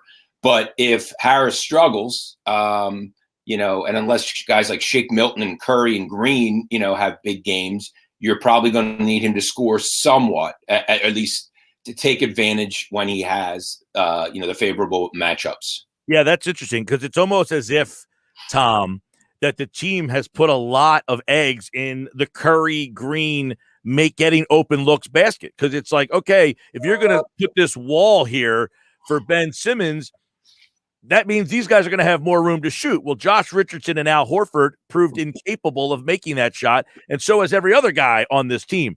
If Curry and Green can hit that open shot, that might have to change the way they create that wall. And it really seems that you're putting a lot of eggs in the Curry Green, maybe Milton basket, hitting open looks. Is that their formula? Those guys are going to have to, probably at least 2 of those guys are going to have to contribute, for them to be successful because the spacing, is predicated upon guys hitting perimeter shots. Green's very good at that baseline 3. So that he stays there and waits. And if he's open or, Simmons penetrates, he looks for him. He's a very good, baseline 3-point shooter. Curry's kind of streaky. He can be really hot, but if their men have to stay home, that makes it tougher to double or triple Embiid, and it helps with the spacing and just the offensive flow in the half court. I want to get your opinion because you've seen essentially every game this team has played. My God, for how many years? But going back through 2013, I guess the Embiid years, you've seen almost every game in the Embiid years. What have you taken away from him not being here about this team and who they are? Yeah, well, they have to do things differently. I think you've seen that Tobias Harris has shown that he can be more assertive and can give you 25 on a fairly consistent basis, when Embiid doesn't play, and that he is looking for a shot more in the fourth quarter. He is more in attack mode. He doesn't think, Doc Rivers calls it dancer. Like Harden is a dancer. He kind of gets the ball and dribbles and goes behind his back. Tobias Harris is the opposite of a dancer. He's a get the ball and go. When he does that, he's in trouble. So I think you've learned that. You've learned honestly that they miss the young center that they had to include in the George Hill trade. Because Bradley really was giving him solid minutes with the starters and allowing Dwight Howard to continue playing with the second unit where he's been very effective. Now you're going Mike Scott, who's a forward at the center position because you don't really have a lot of options. And Rivers said he doesn't think that Paul Reed is ready yet. So you don't have a lot of options. The Sixers would like to get a third big man. The problem is, why would LaMarcus Aldridge or Drummond come here? Because you might be the third big man, when Embiid's back with Howard. So it's got to be the right kind of guy, but they definitely could use somebody to help stem the tide there. And you don't have to go super small. he just couldn't guard the big guy Valanciunas. Scott just couldn't guard. He just was too big. It was 6'8", 230 on 7'1", 280, and it just didn't work. And there are instances where that happens, and they don't really have any options right now. In that scenario. I did hear Greg Monroe wants to come back and play. Greg Monroe will always be that win, that playoff win. What was that in Toronto? I guess where he had like the game of his life. Yeah, he was amazing in that game. On that thought, though, the last couple years in the playoffs, while they haven't had, essentially they haven't had enough. Whenever Embiid went out, you could say those moments is what cost them games. Is Dwight Howard essentially a good enough, backup that shouldn't happen? That when Embiid goes out of a game, I mean, that crippled them. In how many series did they have when Embiid would go out for 8 minutes? Yeah. That 8 minutes was the difference in a game. Yeah, the plus minus was ridiculous when he went to the bench, no matter who they tried. You're right. Whether it was Amir Johnson or whoever, right? Or Greg Monroe or whoever, Jonah Bolden. I mean, whoever tried to take those minutes, you can make an argument that in those 3 seasons that those series really were decided in the 8 minutes that Joel Embiid was not in those games. That should be different this year, no? Well, true, but also Embiid has not yet to be healthy in playoff games. So when he's playing 40 minutes, you can really see it in the fourth quarter. He wears down. He isn't as dominant, as needs to be. But with Dwight Howard, I would say 2 things. One, he always seems to be kind of on the he's an agitator. He's good at like stirring the pot but there's a fine line he's got to walk. He got thrown out of those 2 games without Embiid, and really put him in a tough spot. So you have to watch that. And he's fine with the big centers, but he struggles sometimes with the smaller, quicker 6'9", what used to be power forwards who are playing center now. So he's generally okay, generally a good backup center. But there are instances where if they had a third guy who was maybe a little undersized and almost a stretch 4 kind of guy that Rivers had, they can get, who Rivers would have confidence in, that maybe you could go there if it's not working well, with Howard for the 12 or 14 minutes that Embiid is on the bench. Not to put you on the spot, but have you come up with any of these guys that are hanging out on the street looking for work? Well, yeah, that's the thing. I mean, there's still like the stretch 4s, and I don't know if they're like the Bielinka, I don't know if that would be somebody. He's 6'10", but he's really not a 5-man. But I don't know if you could, if you could kind of, get him to play competent backup center minutes against. Offensively, he'd bring the other guy away from the basket, but he's not a real physical type guy. And that's the problem. There aren't a lot of real viable guys that could help in that scenario, out there. So it depends who ends up getting bought out now that the kind of elite teams have added big guys. But yeah, they could use somebody, like a Norvell Pell type guy, maybe a little better or with a little more experience, but that type of player, I think, is what they could use. All right. I want to see what you think about George Hill. And number one, if you have any insight on when he may be available, and once he is available, what kind of role do the Sixers envision for him? Yeah, it sounds like Doc Rivers said after the trade that he sees him coming off the bench. So I see him and Milton as kind of like the co-initiators on the second group.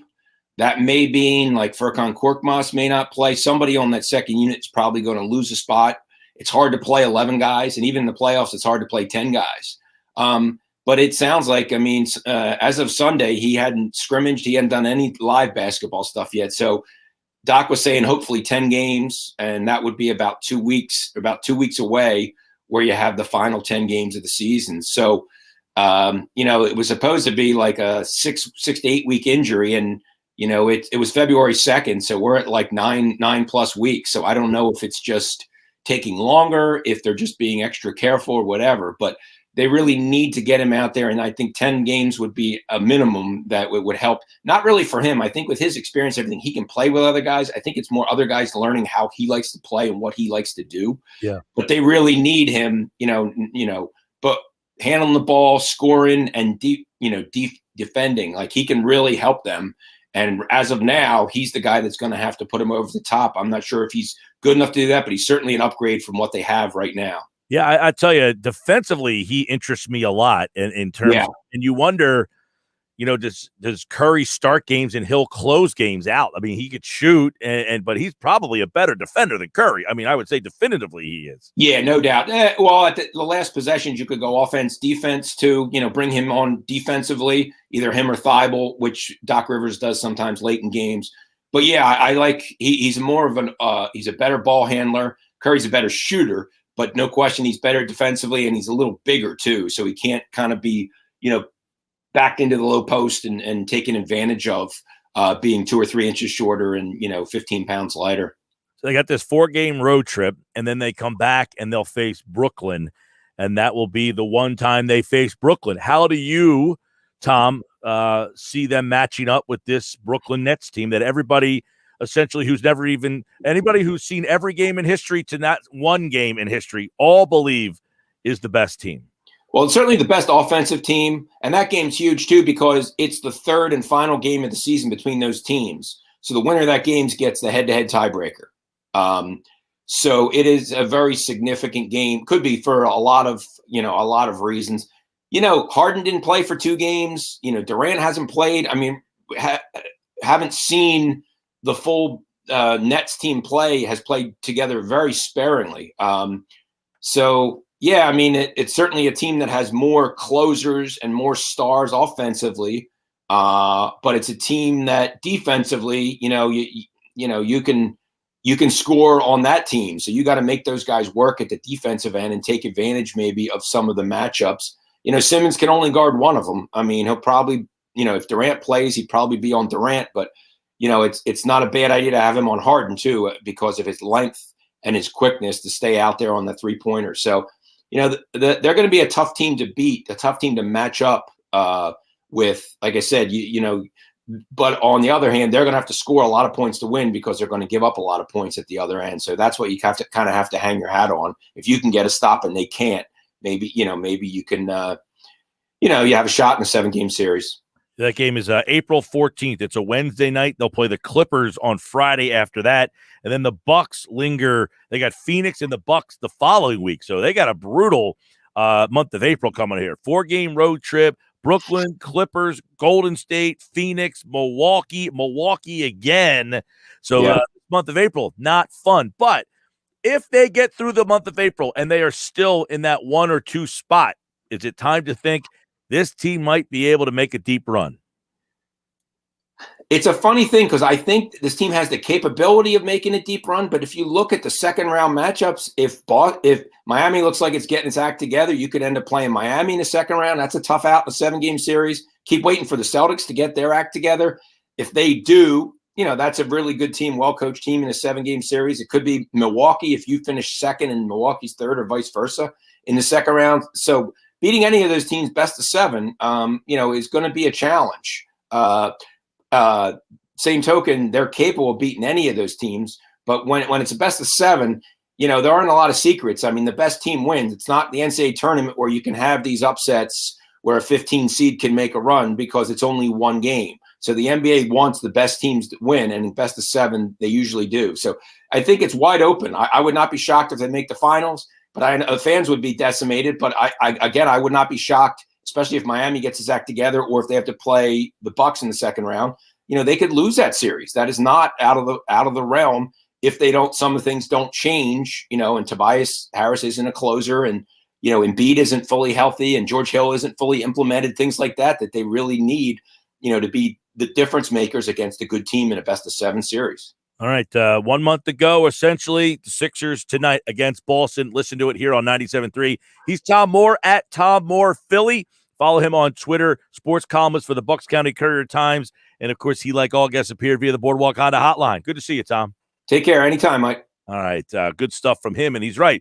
You don't think about it, but that second-round matchup is a team that essentially, 1, 2, 3, 4, you're looking at a top 4 seed. If you're the 2 seed, you're going to end up facing the Bucks in round number 2. And if you're the 3 seed, you're going to face the Bucks in round number 2. That's why the number 1 seed right now is a very high importance. I'll take a look at the standings when we come back because you're going to be surprised to hear about what's going on from the last time we did this. But if you're the 2, you're facing the 3 in the second round.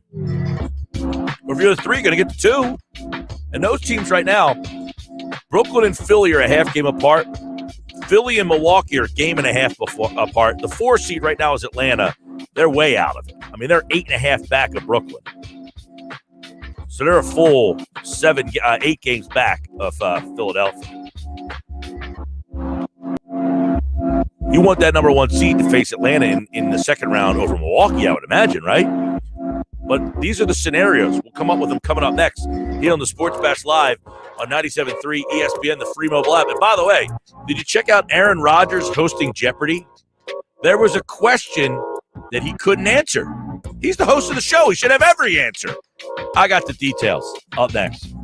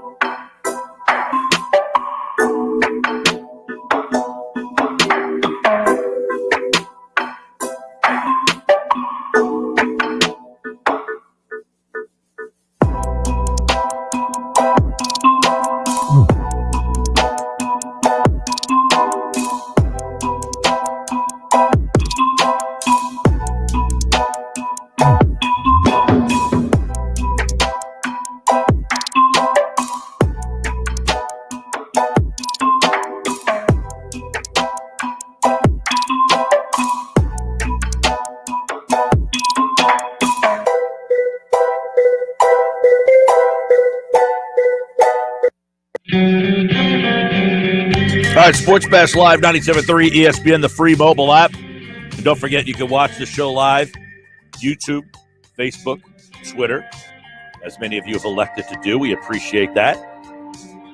You can, of course, get involved in the live chat on the live video stream. I see a lot of people chatting throughout the day there. Nowhere checks in. Joe Douglas pretty much confirmed it's Zach Wilson today at a presser. Yeah, he did essentially. He said that it's a fair assessment that the team will select a quarterback number 2 overall. That's not earth-shattering news, considering they just traded Sam Darnold. But, yes, he did come out and say that today.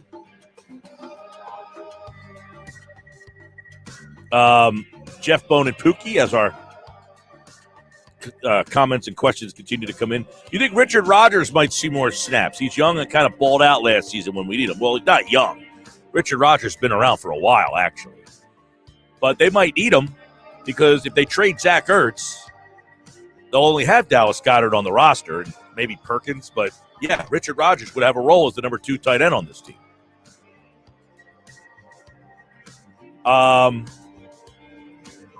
What else here? Will Ham. DeGrom should have gone longer. He's been snake bitten by his pen since coming into the league. Yeah, that was awful last night.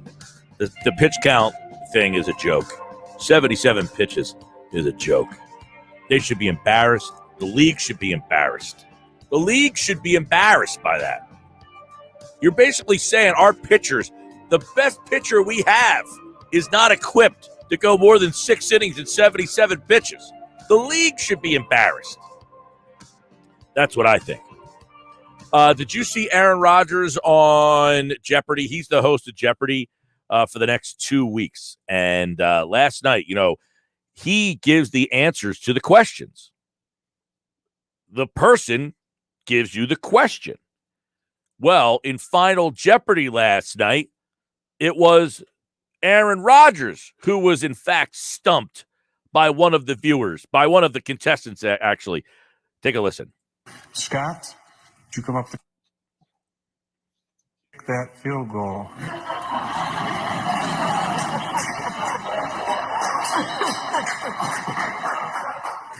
That is a great question. Should be correct, but unfortunately for this game today, that's incorrect, and you're going to lose 0. Who wanted to kick that field goal? Great question. I mean, what a perfect answer by the guy. So he doesn't know the answer. He doesn't know the question that was the Final Jeopardy. So instead of just putting something wonky like, hey, mom, or hey, dad, or, whatever's out there, he goes and just hits Aaron Rodgers where it gets him the most. Hey, who wanted to kick the field goal? As we all know, Matt LaFleur and Rodgers, it almost set up a situation where Rodgers didn't want to be with the team anymore. So I thought that was some good, funny back and forth there that I wanted to share with you guys. A little Jeopardy hat tip there for them out there for the video. All right, Sports Bash Live 97.3 ESPN. So former Jets and Dolphins GM Mike Tannenbaum joined us earlier today on the Sports Bash. I asked him about the Eagles trading down from 6 to 12 and what he, as a former GM, would have done if he got the call from the Dolphins. Think about this. Let's put this into context. Last year, Buffalo gave up a first-round pick to Minnesota for arguably one of the best receivers in all of football, and Stephon Diggs. To go back 6 spots, the Eagles got 2 ones. I mean, that's insanely productive for them, just from a standpoint of if Miami had taken those 2 first-round picks and said, hey, let's go get DK Metcalf, hey, let's go get Michael Thomas, those 2 ones may have yielded that sort of player. So for a team that has a number of holes that they're trying to fill, I thought Philly did a really good job. All right. I thought Philly did a really good job is what Mike Tannenbaum said there. And he said, think about it.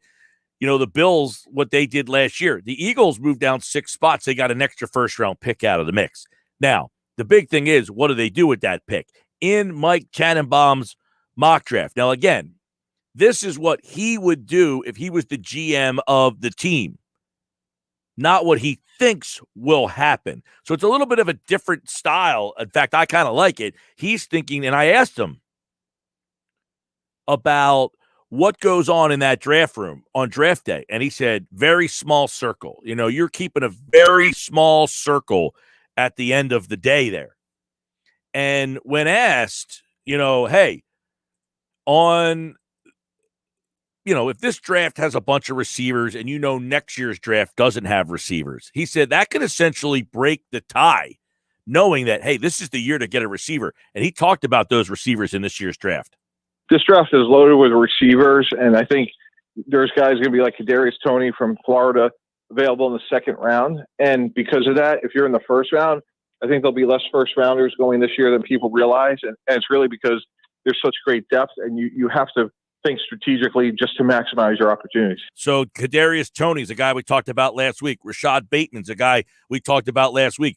Those are guys who were projected to go in round number 2, who might now find themselves going into round number 1 because of all of these crazy times that everybody's running. You wonder how much that will play a factor here.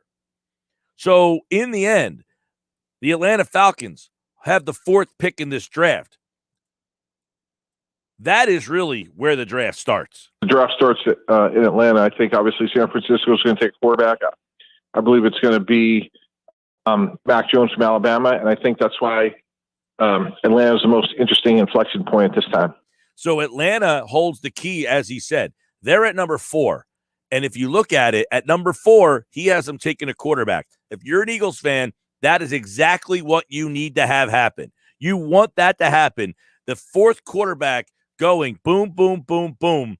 1, 2, 3, 4. And that means 5, 6, 7, 8, 9, 10, 11, 12. There's 7 picks between you and getting a player that you really want. Well, if one of those players that goes in front of you is Penei Sewell, you have really a great opportunity to land Jamar Chase, Jalen Waddle. Now, I'm not saying you're going to get Jamar Chase. I'm just saying that means those players are now available between 6 and 12. These players, Chase, who I think will be off the board, Waddle, Justin Fields, Michael Parsons, Patrick Surtain, Kyle Pitts, Devonta Smith, J.C. Horn. That's 8 guys I just mentioned right there. Well, 8 guys in 6 spots. That is why the Eagles made a really good decision, because any of those 8 guys, and I think you can include Rashawn Slater to that list as well. Slater might be, a lot of people look at Penei Sewell as the best tackle in this draft. A lot of people look at Slater as maybe the best offensive lineman in the draft. He could play guard. He could play tackle. That might be a guy that the Eagles really look at and say, he could help us out in a variety of positions. So if you're asking me, I might like Slater more than I like Penei Sewell for the Eagles. All right, when we come back, I'll ask Geoff Mosher that very question. Sports Bash Live, 97.3 ESPN. It's football at 4. What's the Sam Darnold trade mean for the Eagles at number 12? We'll ask Geoff Mosher next during today's edition of Football at 4. What's the likelihood to Geoff of the Eagles taking a corner in the first round? Plus, I'll get his reaction to what Mike Tannenbaum said today on the Sports Bash. That's all coming up next. Football at 4. Hey, I have a Sports Bash cash code word coming up right now.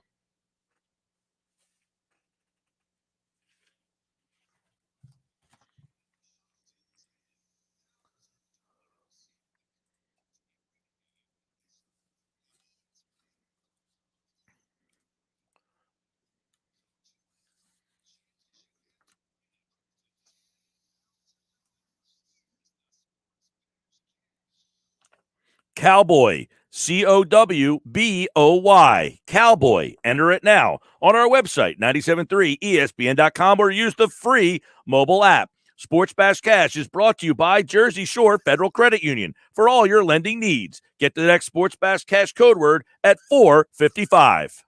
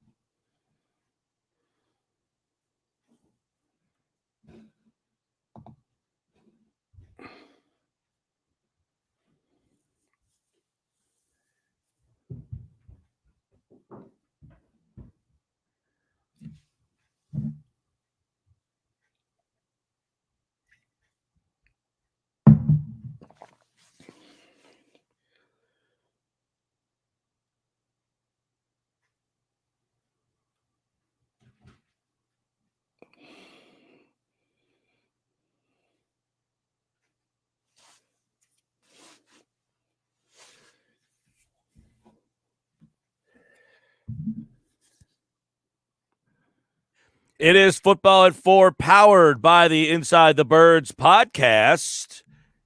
And it is brought to you by Prop Swap, where America buys and sells sports bets. Sell your sports bet and take your profit. Find out how at PropSwap.com or download the Prop Swap app today. Geoff Mosher is in the house today as the NFL draft is looming closer and closer. A big trade yesterday has kind of shaken some things up, and we go to Moshe to get some insight from him, what he's hearing as the Eagles 3 weeks away from the big day. What's going on, Moshe? What's up, my friend? How you doing? All is well. Yesterday, a big trade. Sam Darnold gets moved essentially for a song. I don't know. I mean, did you like the deal there? Yeah, I mean, you could say that it wasn't much compensation for a quarterback. However, what was the market? You know, I mean, I don't know how many offers that the Jets were getting. Plus, most people knew the Jets were going to take a quarterback and needed to get rid of Sam Darnold. Then you factor in Sam Darnold or Sam Darnold. We're not talking about a guy who has accomplished a whole lot. So, I mean, look.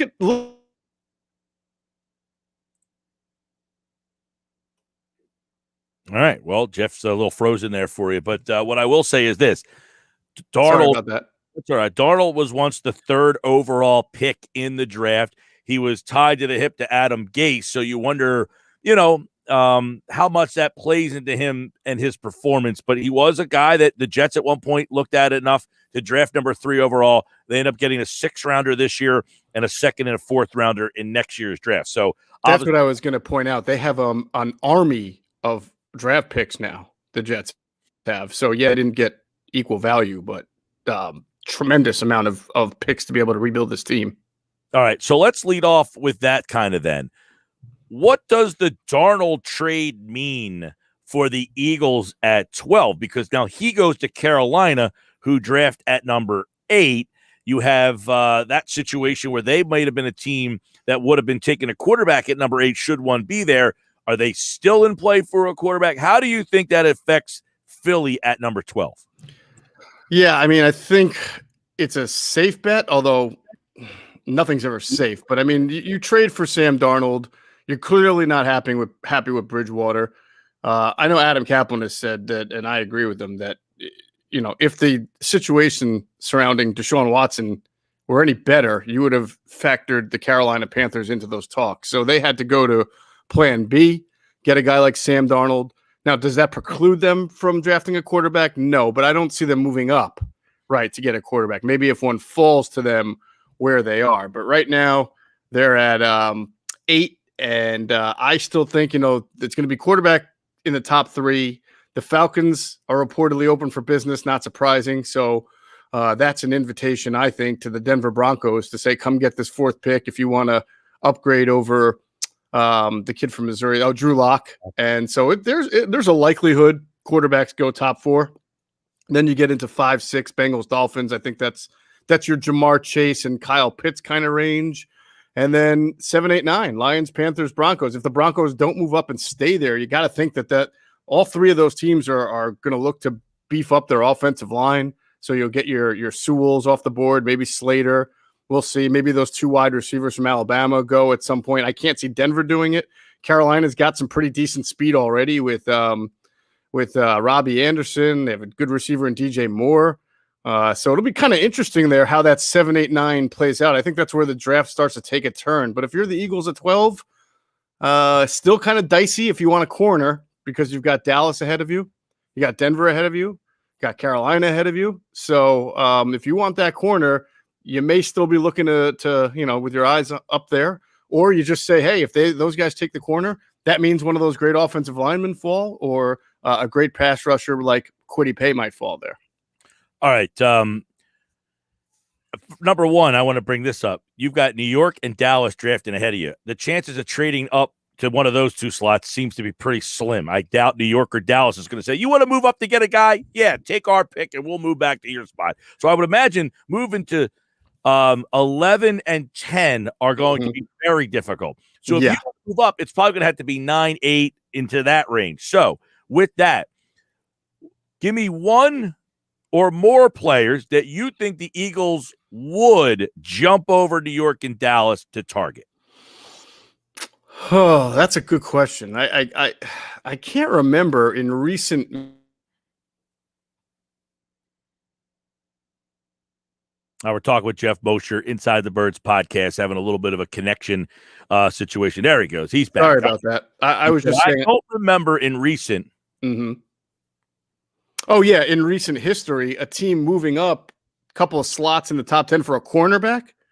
Usually it's not the case. I could be wrong. I'd have to go back and look. But I mean, Howie's moved up for an offensive lineman, Andre Dillard. He moved up for a defensive lineman, Derek Barnett. Right. That's where I can see. If one of those offensive linemen falls, I can see it. If the pass rusher, Kwity Paye, they really like, if they want to get him, they may have to move up. Because another thing I want to look up is I don't remember the last draft where no pass rusher, no DT, no D end, no OLB, and a 3-4 was taken in the top 10. But it kind of looks like that's going to happen this year. That might be the first time in decades. I'll go back and check. But it almost makes me believe that a guy like Kwity Paye is going to go higher than he's projected because of the law of supply and demand here. Everybody wants pass rushers, and he's really the only one.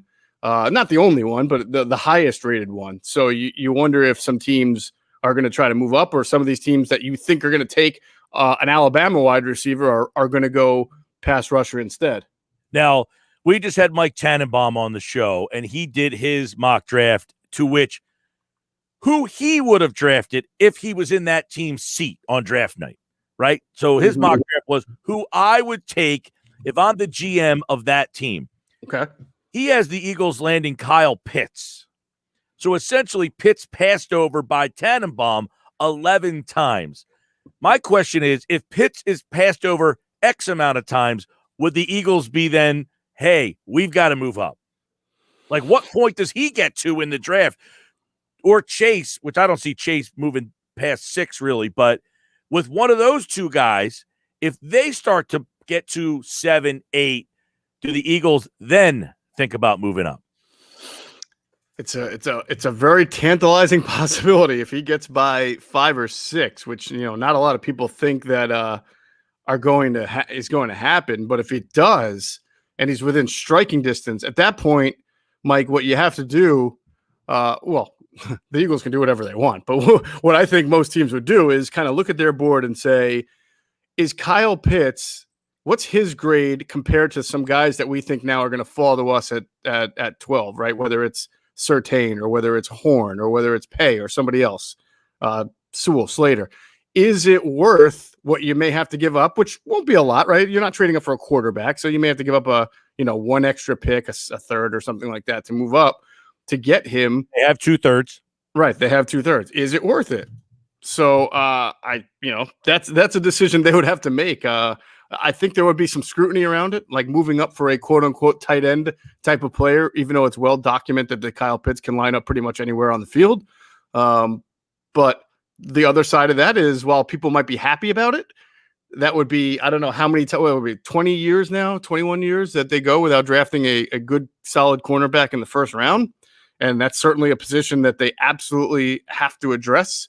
So you don't draft on need, you draft the best available player. But here's the money question, right? How do you compare like an offensive weapon like Kyle Pitts, that numerical grading versus a cornerback? I don't know. I'm not in the war room, but well, it's interesting because I asked Tannenbaum about this in terms of if you have a draft class that's deep at one position, you already know that the next year and what that draft class kind of looks like. And he says, absolutely. And that can be a tiebreaker sometimes. In other words, if this year's receivers class is deep and next year's isn't, and you have 2 spots, he says you might go with the deeper class this year, knowing that next year has a weaker crop. I guess there's an argument to be made, though, Mike, that if offensive weapon or receiver is deeper this year, that means you can probably get a pretty good one in the second round that may be ordinarily a late first some other year. That's why there's too much of that, like could be, should be. They say that about quarterbacks. I believe the Eagles at one point when they traded up for Carson Wentz said that they looked into the following year's quarterbacks, right, to see if they felt like it was a fertile ground. And if I'm not mistaken, is that the year that Deshaun Watson and Patrick Mahomes went, or is it 2 years later? I forget, but I think it is that one. So they were the very next year. You just never know. You never know, and I don't know how many. I've heard what you're saying before. I'm not sure how many teams really abide by that, though. All right, so then let's get to this. What's the likelihood, in your opinion, or from what you've maybe gathered, that the Eagles draft a corner? There's 3 that everyone keeps talking about at number 12. You've got Patrick Surtain II. You got J.C. Horn, son of Joe Horn, who was once a guest of this very program, by the way. Nice. And and Caleb Farley is the third guy. Adam Kaplan has mentioned that Farley could be slipping with a back injury, maybe right on out of the first round. So that might change, make some things more difficult. But your thoughts on how likely the Eagles land a corner at 12? Yeah, well, first on Farley, I think there's no question that having that back surgery, plus he's had an ACL done, is going to knock him out. I'd be shocked if he went in the top 15. Still could go in the first round, but it would be more surprising to me if he went in the top 15.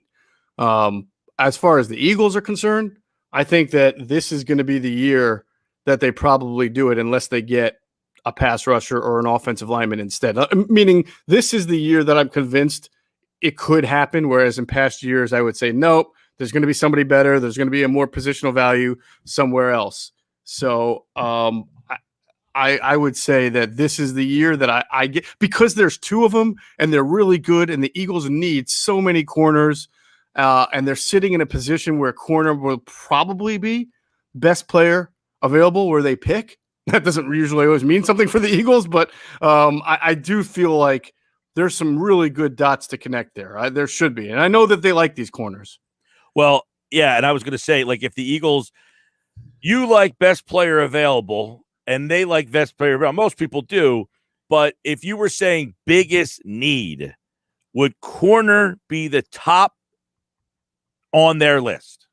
No doubt about it. No doubt about it. They don't have a starting right now, as I talk to you, they don't have a starting outside corner to be able to compete on a day-to-day basis in the NFL, right? Avonte Maddox should be in the slot.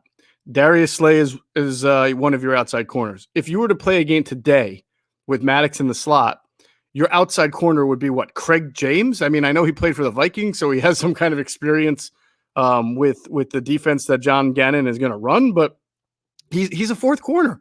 And everybody else, Michael Jacquet or Jamison Houston, I mean, these guys are all 4th and 5th corners, some of them at best. Yeah. So they need, I've made the argument that you could draft. I have no problem if the Eagles draft a cornerback in the 1st and the 2nd round. I don't care. If they're the best players on the board, take them. It's as embarrassing as DeGrom not being able to go more than 77 pitches last night. Well, that's a joke as well. If the Eagles take a corner, Geoff Mosher, which one is the best fit of the group? So I hate to sound like Howie Roseman with the whole chocolate and vanilla comment, but I think that either one of them can play in the Eagles scheme. Horn is the more twitched up athlete. I mean, he'll just check all the athlete boxes: size, vertical, speed, confidence, swag, all of that. He's great. And they're from what I hear, I mean, the Eagles are going to play some defenses that require press man coverage, good press coverage, and he can do that. Now, as Greg Cosell told us on his show, Horn can be a little grabby. All right, he can, which is tough in the NFL. You get flagged for that pretty quickly. Surtain is not necessarily the same caliber of athlete. He's still a good athlete, not like that, but the technician, just as Greg Cosell told us, he was born to play press man coverage. And so with this defense, which is going to rely a lot on disguise and some cover two, so you'll have some protection there, which Jim Schwartz did not do a lot for his corners. I personally feel like I would go with Patrick Surtain over Horn because you're looking for that guy who puts it all together and has the football intelligence to play in a defense that's going to have multiple different fronts and different looks and disguises and things like that. But honestly, I don't think there's either of them don't necessarily fit. Penei Sewell is, a lot of people think he's the best offensive tackle in the draft. But Rashawn Slater is a more versatile player, it seems like. And of the two, would he fit the Eagles better because they don't know where their need might be on the offensive line this year? It could be up and down that line. They have a good starting group if healthy, but is Rashawn Slater maybe a better fit than Penei Sewell for the Eagles? Would they have him higher on their draft board than other teams? So it's almost like two different questions, like how you have him graded, but which one is more versatile. From what I understand, Slater is a type of guy who could probably move inside and have no issues with it. He played a lot of guard at Northwestern. They moved him to the right tackle. Correct. He is also kind of considered more the technician, whereas Penei Sewell is just not a great player, but also just a freakish athlete. Dancing Bear, Anthony Munoz, all that kind of stuff. I don't know that he's the type of guy you would slide inside, but that's okay to me. Like I'm not drafting a guy because he's able to also play guard unless he can also play tackle at a really high level. Like I'm drafting the best offensive lineman, and if Sewell is far and away the best, and he's there, and you're worried about getting him on the field, don't, because he'll get on the field. They'll figure it out. Yeah, I know a lot of people really like Pitts. I mean, not Pitts. Well, a lot of people like Pitts, like Penei Sewell as the best tackle. But I think another group of people like Slater as the best lineman, which is a little bit different. So I just want to explain to you, Moshe, how Tannenbaum got the Pitts to Philly. All right. Okay. So he's got Lawrence 1. Now, remember, these are the guys Tannenbaum would pick if he was the GM. This isn't a mock draft of who he thinks will go to these teams. This is who he would take if he was the GM of that team. Trevor Lawrence 1, Zach Wilson 2, Mac Jones 3, although he said he would not have made the trade that San Francisco made, but now that San Francisco is there, he would draft Mac Jones. Trey Lance 4 to Atlanta, Penei Sewell 5, Jamar Chase 6, Jalen Waddle 7 to Detroit, Justin Fields 8. Now, I was a little surprised that he would take a quarterback to Carolina, even though they got Bridgewater and they just traded it for Darnold. But I guess having quarterbacks is Darnold's only on a 1-year deal, is what he essentially explained. So the Panthers are the quarterback factory now, huh? They're becoming. Him and Howie went to school together, didn't they? Or they know each other pretty well. Who's that? Tannenbaum. They know each other because Howie applied to the Jets, I believe, when Tannenbaum was there. They have a connection. Yeah.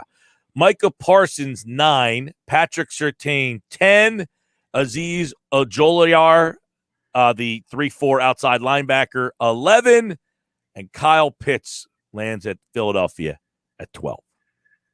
Well, that's pretty interesting. Mike's a dialed-in guy, so that tells you that Azeez, and you did a better job pronouncing the last Ojolari. Is that Ojolari? Ojolari is. I mentioned that Kwity Paye would probably be the first pass rusher taken off the board, but clearly Azeez might go ahead of him. He probably fits a 3-4 scheme better, and that's what the Giants play as kind of that outside rush linebacker.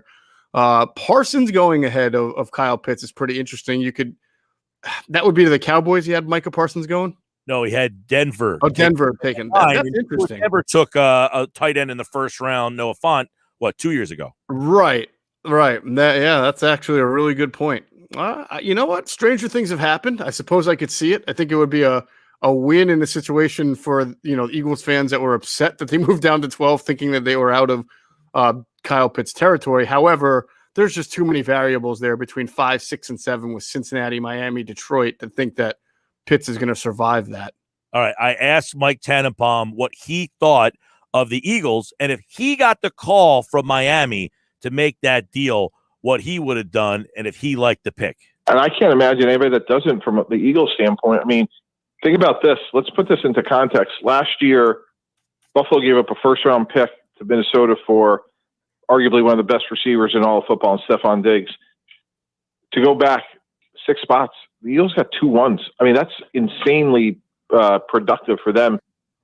So he says, I can't imagine anyone who wouldn't like the pick. Can I just nitpick one area? This is my biggest pet peeve with draft analysis. The Eagles did not get 2 1s net because they gave up a 1. I hate when people say you get 2 1s when you're giving up a 1 in the process, right? They got an extra 1. That's how people should phrase it. Anybody who tries to say you got 2 1s is just trying to make it sound prettier. You know, it's like putting lipstick on a pig sometimes, right? You're just trying to make it prettier than it is. So he got an extra 1. But he's right about that. That's pretty impressive to get an extra 1 when the team that you're trading with is not taking a quarterback. That I think is impressive. Absolutely. So that's how he got to Pitts, and there you go. So good stuff. Greg Cosell had Inside the Draft. That was a really excellent addition, so I encourage you all to check that out. The Inside the Birds podcast drops Thursday. You're usually on Wednesday. That's why. Q&A is on Wednesday, yeah. Q&A tomorrow. I said you're usually on Wednesday. Oh, yes, that's right. I've got you all messed up. Q&A is on Wednesday. Inside the Birds Thursday drops 6 a.m. DeCecco will be in tomorrow. We'll talk a lot of draft with him as well. I definitely want to ask DeCecco who he likes, what he thinks about that Slater Penei Sewell, because I know he's a big Penei Sewell guy. So yeah, good question. We'll get that with him on tomorrow's edition of Football at 4. All right. Well, Geoff Mosher, that's all the time we have, unfortunately. We got a lot of people over in the chat over there that are asking questions. We'll have to get to those tomorrow. Moshe will be back on Friday. He is hitting in for Adam Kaplan on Friday's edition of Football at 4. I'll see you then, man. All right, brother. Look forward to it. All right. He, like August, appeared via the Boardwalk Honda hotline as we got a ball of information for you there here on the Sports Bash Live, 97.3 ESPN, the free mobile app. And coming up at 4:40 today, my man Bob Wankel's going to talk a little fighting Phils. Actually, sorry, today's Tuesday. Now my days are all messed up. I just said Friday, so I said Bob Wankel. Frank Klose has the Phillies mailbag at 4:40 today. That's up at 97.3 ESPN. This hour is brought to you by PropSwap, America's sports betting marketplace. Sell your sports bet, sell your profit. Find out how at PropSwap.com. Download the PropSwap app today. We told you you can PropSwap these odds right now. Next year's NCAA tournament. You want a good one to go PropSwap? Michigan, 14-1. Go buy that ticket right now. Yeah, you got to hold on to it till next college basketball season. But I tell you, that Michigan team might be the favorite at some point, and you're going to be the guy that says, I got the 14-1 odds ticket, and I'm going to sell it and make a big old boatload of cash at PropSwap.com. I'm Mike Gill. This is the Sports Bash. We're giving away $1,000 10 times a day with Sports Bash cash, and I have another opportunity coming up in 22 minutes.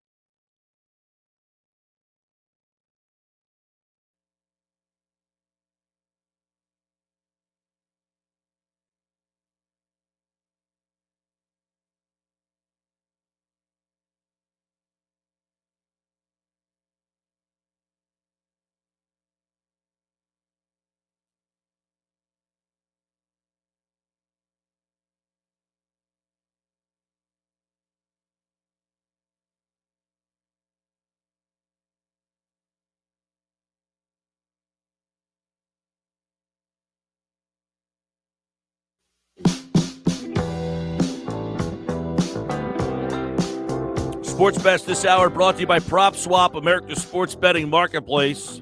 Download the Prop Swap app today. I'm Mike Gill, at Mike Gill Show. Follow me on Twitter. 97.3 ESPN, the free mobile app. Just heard Football at 4 with Geoff Mosher. Good football conversation. Back and forth we go. I love the draft conversation. It is so appealing to me. I can literally come up with all these different scenarios, and I'm just like, man. And then the draft comes, and you're like, I didn't see that one. And this is what I did see. That I think Joe Douglas made a terrible deal. And I think these teams are so desperate that they are willing to do anything to try to find the right quarterback. And it's unbelievable to me how many times that fails. Josh was just mentioning to me, we were just talking during the break, somebody's got to be a bust. I get it. Mitch Trubisky, he was the second pick of the draft. He was the bust. The other guys that everybody stayed patient with, and I say patient, I get it, by the way. Yes, I know that the Kansas City Chiefs traded up to get Patrick Mahomes at number 10. I was there. Well, I do understand, but my point is this. If you think about it, the team at number 10 right now, the New York Football Giants, if they just sat there and Patrick Mahomes was on the board, you didn't have to be a crazy kamikaze trader like the San Francisco 49ers going up to number 3, because chances are you're the guy that lands Mitchell Trubisky, and the guy that just waits it out and hangs out patiently finds the guy like Patrick Mahomes or Deshaun Watson, who went to, oh, by the way, pick number 12. Now, I know Deshaun Watson's got all sorts of problems going on. The walls are closing in on him, it feels like. But he was the 12th pick in the draft. Not the first, not the second, not the third, not the fourth. Mahomes was 10th and Watson was 12th. You don't have to sell your soul and your whole damn team. I mean, the San Francisco 49ers essentially gave up 3 first-round picks to go get Mac Jones. They were at number 12. There's a possibility that there's a quarterback on the board right there. Look, you have to really be strong with your convictions. Really be strong. To say, I'm giving up 3 first-round picks to go take a quarterback that's going to be the third quarterback of this lot. Not the first one, not the second one, the third one.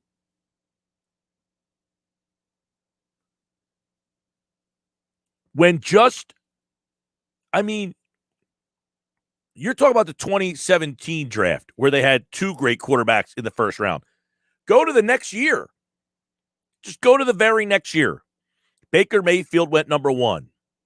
Sam Darnold went number 3. If you traded 3 first-round picks and you landed Sam Darnold or Josh Rosen, because Josh Rosen was in that draft class too. He went number 10. Can you imagine? Now, Josh Rosen in that draft class was the 4th quarterback taken, and he went 10th. It was Baker Mayfield, Sam Darnold, Josh Allen, and Josh Rosen.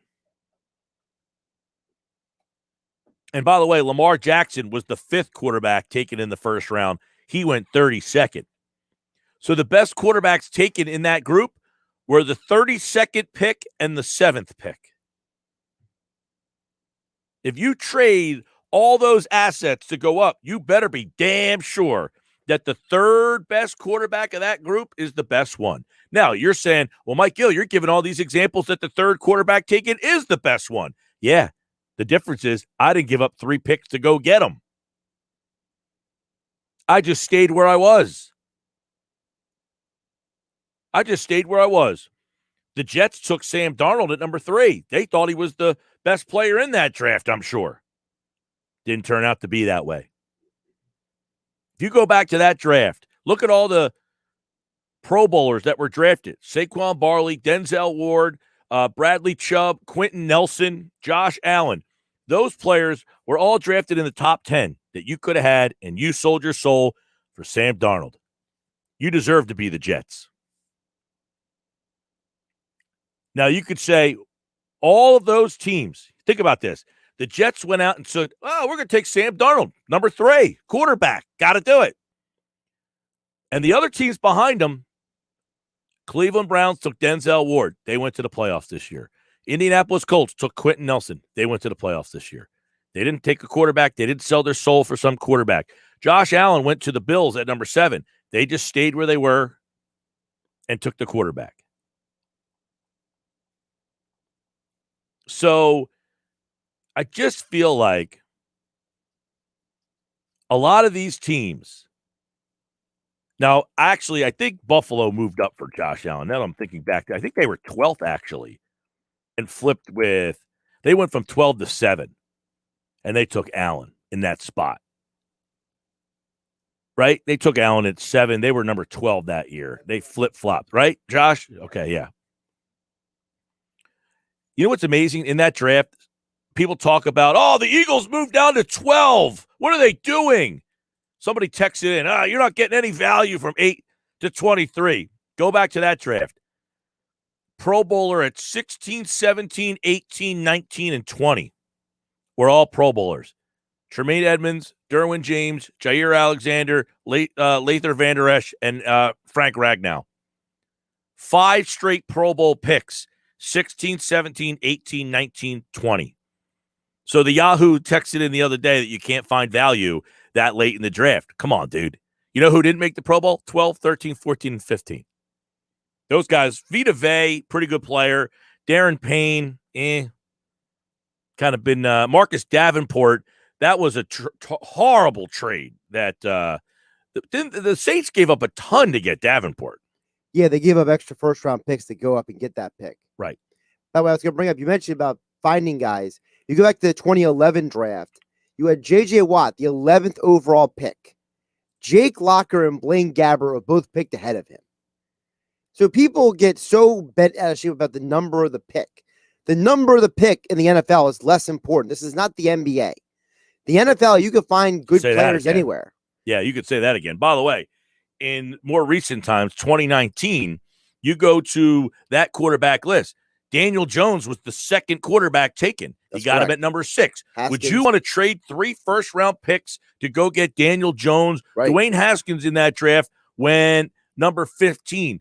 He was the 3rd quarterback taken. Yep. Like, again, you want to give up 3 picks? Just I don't understand the hysteria to go give up all of it. I would give up 3 picks for a known commodity. You tell me I'm getting Russell Wilson, fine, here's my 3 picks. But I'm not doing it for some unknown. I just can't do it. I won't. Yeah, that's why I wrote over at 97.3 ESPN.com about the quarterbacks. When people are talking about, Jalen Hurts, this and that. Listen, unless the guy's name is Trevor Lawrence, I just don't feel like any of these quarterbacks are really going to be, these can't-miss guys, because at the end of the day, they all have flaws. And if you have flaws, why are you giving up so many assets, as you said, to go get something that is basically almost a 50-50 shot? They know the only way to succeed is to have a quarterback. In any other way, they can't. It's like the NBA. It's like you have to have that star player, and there's no other way to do it. In the NFL, no one has figured out another way to do it unless they get that quarterback. So Joe Douglas is essentially saying, I can't figure out a way to get us out of the hell we're in. I need to get a quarterback. Otherwise, I'm not good enough to get us out of this problem. Except the quarterback can't be Sam Darnold. Sports Best brought to you by Matt Blatt Nissan. The all-new Matt Blatt Nissan is now open on the Black Horse Pike in Egg Harbor Township, next to the Home Depot. Online, mattblattnissan.com. Phillies with a surprising comeback last night. Or was it so surprising? I'll tell you what was surprising. The reason they won that game. I'll explain next as Frank Klose has the Phillies mailbag on the other side.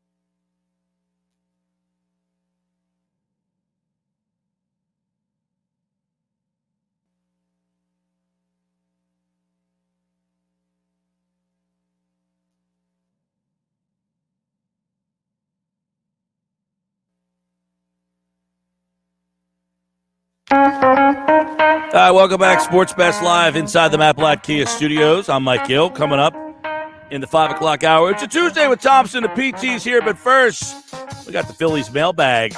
We got a lot of Phillies. Frank Klose is here. Check out the Powder Blue podcast. It's up right now at 97.3 ESPN.com as they dish on some Phils 4-0. But I think, Frank, what is most impressive about this team is how they've gotten to 4-0. And I would again last night give credit to the bullpen of all things. Thought the bullpen won them that game last night because they had to go to it early and they held that lead at that game at 2-0 and never gave it away. I got to give the bullpen a lot of credit so far.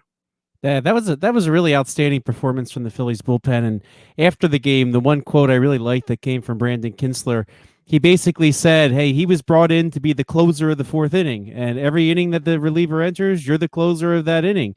And it seems like a tremendous attitude. You know, I feel like in the past, after a starter gets pulled, that's when you throw in the likes of Vince Velasquez to eat up the innings in the middle, right?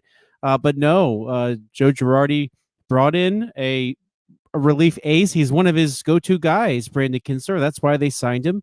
Brought him in. He shut the inning down. And then with the clean innings, the young guys in Coonrod and Brogdon did some really nice work.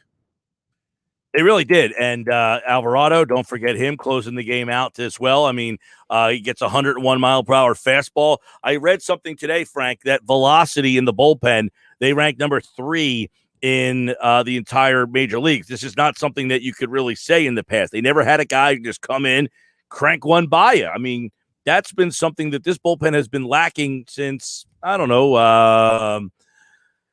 oh, man, Billy Wagner could throw one right past you. But, I mean, for God's sakes, I mean, they just have not had that guy. Yeah, you know, and Alvarado, and one thing Joe Girardi said about him, even though he might walk some guys, you always know he can blow the ball by somebody and get the strikeout. So you don't really worry so much about him letting a runner on here or there. And even last night, it felt like he still had it plenty under control, even as he gave up a couple hits and a run scores. You know, you don't really feel like you don't even feel like the batters can catch up enough to a fastball to knock it over the wall. Well, I'll tell you, the bullpen is a big difference in why I think you or people out there, I should say, listeners, fans, should feel that this team has a shot this year. That bullpen is a reason why you should feel that this team has a shot. But I want to get your take on what the Mets did last night. 77 pitches. You have a 32-year-old grown man who's a 2-time Cy Young Award winner, and they basically said, 77 is all you're giving me tonight. Your thoughts? The only thing I can think of is, you know, he geared up for his start on what should have been their opening day, and they ended up not playing. I mean, maybe they felt his rhythm was a little bit off because of that, and they wanted to protect him. Because remember, the Mets and Nationals did not play that first series after the Nationals had an outbreak with COVID, and you know, the Mets really got kind of thrown off kilter. You know, they were the victims of that there. So this was their opening night last night, and who knows? I mean, I was certainly shocked that DeGrom got pulled when he did. I really couldn't believe my eyes when Castro came in to pitch, but you know, that can be the only explanation. I wouldn't have done it, but I think once DeGrom exited the game, you saw the Phillies hitters, their eyes sort of lit up, like saying, "Oh, now here's our in." Right, we have a shot now. You're saying because they did not have a shot the way he was going last night. Although they had a chance early in that game. Somebody drove one. Who was that? Hoskins. Yeah, Hoskins looked at it a little bit too long, I thought, out of the box. Otherwise, he would have had an easy triple to start as the number 2 hitter in that first inning, and that might have been a run. But other than that, you know, DeGrom kind of had them under control. That's what I tweeted about it last night when it happened with Hoskins of him not running. If you get one run early off of DeGrom, that means the entire world because he doesn't give up too many. All right, let's get to some mailbag questions here. Dave wants to know something that's flying under the radar is the hitting, not consistent. 5th runners left in scoring, runners left on base. Do you think they're going to look to improve center field second base. I mean, Segura had the game-winning hit on opening day. I don't think that he's an offensive problem, Yeah. but the offense as a whole has been inconsistent. So that first series against Atlanta, the Phillies averaged 3 runs a game. Last night they get 5 off of the Mets bullpen, but I really don't think it's any time to worry about this just yet. I mean, when you look at the Braves starting rotation, that's a really, really strong starting rotation, and that's why a lot of people, if you look around the various power rankings around the league, the Braves are right near the top, and it's a combination of their young stud offense and their starting pitching. Well, the Phillies kind of hung in there just enough to win those games. Their own pitching did what they were supposed to do, and the Phillies offense got just enough to win. And when you're facing good pitching, that's really all you can ask. And certainly last night, you didn't expect them to score much off of Jacob deGrom. I don't care who you are, what offense you are, you don't expect to score a lot of Jacob deGrom. And again, when the bullpen came in last night, the Phillies managed 5 runs, thanks to some defense, of course, too. But really, the Phillies have faced good pitching so far. So the question would be then, well, what can this offense do? Well, if you look to last year, the Phillies averaged 5.10 runs per game. That was 5th overall in all of baseball. So with that lineup mostly back, you're adding Alec Boehm to that lineup, even though you are taking away a designated hitter position. Most of that Phillies offense is there. You expect a lot of good things out of Alec Boehm this year. And by the way, just to bring up something you were talking about yesterday, that Boehm talked about hitting the ball where it's pitched. Well, you saw that again last night. I mean, even that tapper to third that led to the error to drive in the runs. You get that ball in play, anything can happen. So I like to see stuff like that. I think the offense will still be just fine. The Phillies just need to get past this really tough starting pitching to open the season. And actually, Geoff Mosher made a really good point about this. Is often, offenses tend to be a little bit slower out of the gate, just because you're still kind of working on your timing. Even spring training, you're facing not the cream of the crop in terms of pitching when you're there, and you're not facing the best effort of that live pitching. So I think everything will be just fine. I don't think there's any reason to panic or to try to replace anybody just yet or talk about acquisitions. But if you want to look at acquisitions, see where you're at in July. I think that's the time that you would do something like that. But the Phillies are, I think, in great place offensively. Well, after 3 great starting performances, Matt Moore was okay last night. I mean, he couldn't get out of the 4th inning, had 4 strikeouts, but the walks. So Rich wants to know, people already want to replace these guys because the other guys were so good. Is there anybody in AAA? What's that rotation going to look like? Well, one interesting thing is the Phillies are sending Spencer Howard to the alternate training site. However, they're not going to use him as a starter, it looks like, this season. So if Spencer Howard's down there, it's to probably make sure that he's healthy and look for the window for him to help in perhaps some sort of relief role. So if he is in the AAA pitching staff when the season opens, he will not be as a starter. But a few names here that you might recognize that'll be down there, for a spot start if you need somebody. Adonis Medina, he was ranked a little bit higher as a Phillies prospect the last few years. I think he kind of fell down the list just because he didn't really pitch last year. So came up for the Phillies for a cup of coffee because out of desperation. But Medina is somebody who was a highly sought after prospect, and he'll get to pitch every day in a rotation, probably kind of lead that rotation there. Ranger Suarez, who unfortunately last year kind of derailed his shot at making the starting rotation. I thought he was sort of leading the way among Vince Velasquez and Nick Pivetta when he ended up when the season shut down, and then unfortunately he battled a really nasty bout of COVID and never really got his feet under him, and a couple other little injuries this spring. Never pitched this spring. So Suarez, it sounds like they're going to try to stretch him out as a starter to keep at AAA in case they need him. Enyel De Los Santos, still around. Feels like he's been around forever, but he kind of lost some of his prospect status and cleared waivers after he was designated for assignment. So, but the reports from the Phillies, they really liked what they saw from him this spring. So if he can be in that AAA rotation, maybe he's somebody they can call on in a pinch if they need him. In terms of another prospect you could see there, maybe not right away Francisco Morales. He's the number 4 Phillies prospect on MLB Pipeline for 2020. He's at the alternate training site. He's just 21 years old. He last pitched in Lakewood, and of course, would have missed a year of development. So he could be AAA, AA, depending on what they see. The fact that they're keeping him at the alternate site is a good sign that they like what they see out of him. So who knows? Maybe he's going to be at Lehigh Valley, if not right away, maybe at some point. And Mark Appel, believe it or not, another name we haven't talked about in a while. He says he's coming back to baseball, and the Phillies own his rights. So if he's still throwing in the 90s, high 90s, give him a shot where he left off with AAA, perhaps. But I would also expect the Phillies to sign somebody. I can see them adding a veteran type. Remember, they had Ivan Nova in camp, and Nova ended up opting out to look for an opportunity elsewhere. But there's going to be somebody like him who has some major league experience that you might be able to bring in on a minor league deal.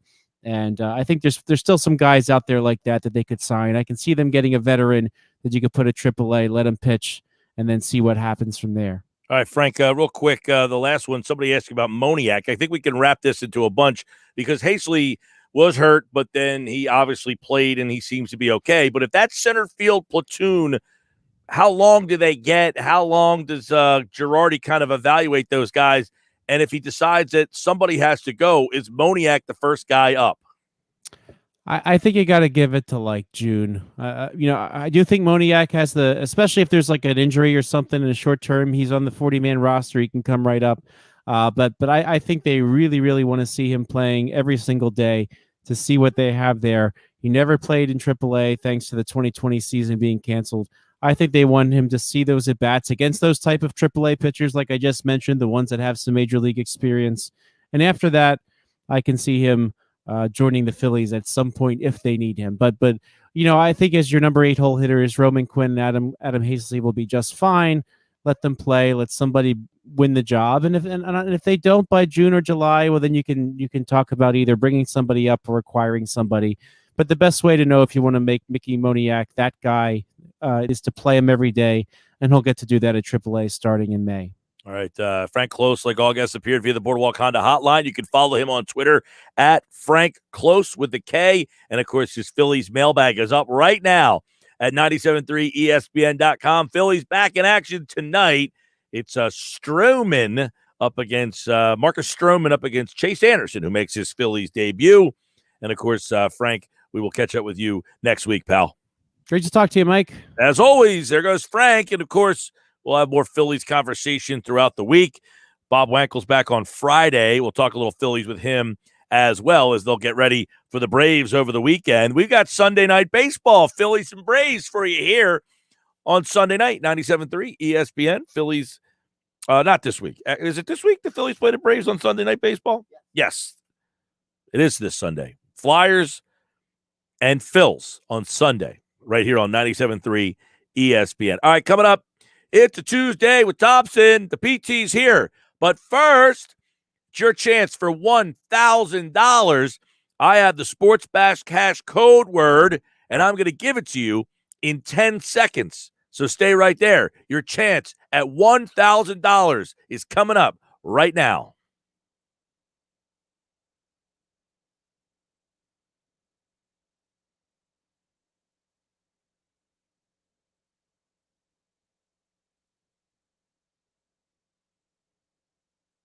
ESPN.com or with the free mobile app. The more codes you enter, the more chances you have to win up to $10,000. Here's the Sports Bash Cash code word. Jump.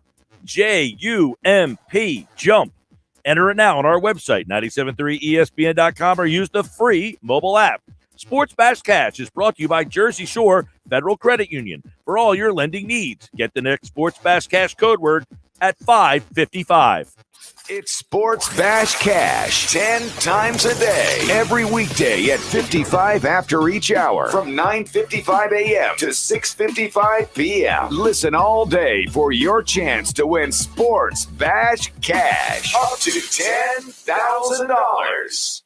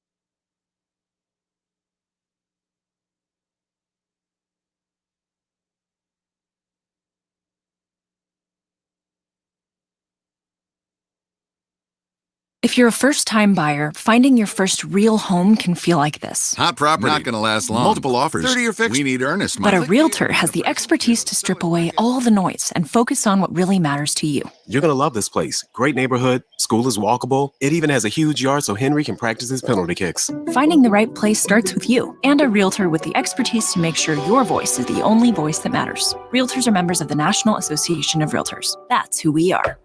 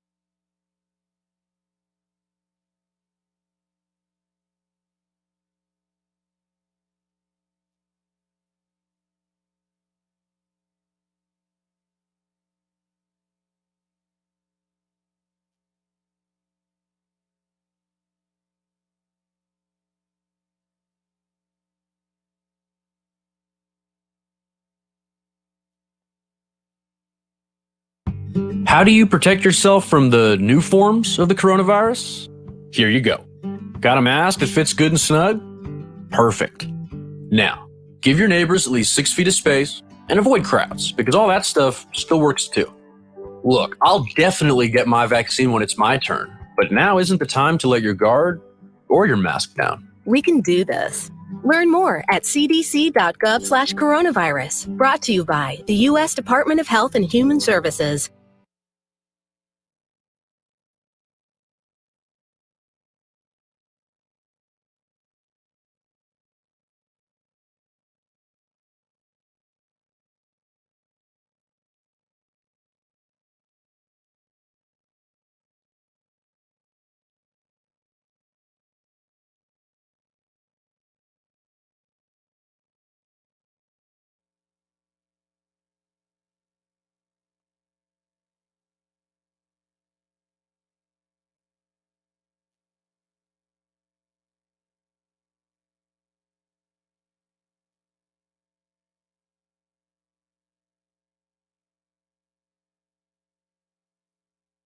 This is the Sports Bash with Mike Gill on 97.3 ESPN. Now, live inside the Matt Black Kia Studios, here's Mike Gill. All right, final hour of the show. It is a Tuesday with Beans. It is a Tuesday with Thompson. The PT going to join us here in just a second. But first, let me tell you, Clark's Moving and Storage in South Jersey is your next local or long-distance move. Clark's Moving and Storage is your first call.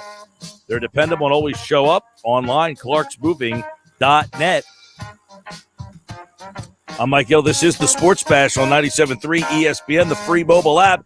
And don't forget, another chance for you to win $1,000 and up to $10,000 is coming at 5:55 tonight here on the Sports Bash. There he is. The PT is in the house. If you're watching the show live at 97.3ESPN.com through Facebook, YouTube, or Twitter, you can watch the show each and every day, 2 to 6 live. You can see all the live guests, including Pete Thompson, who joins us now on the Boardwalk Honda Hotline.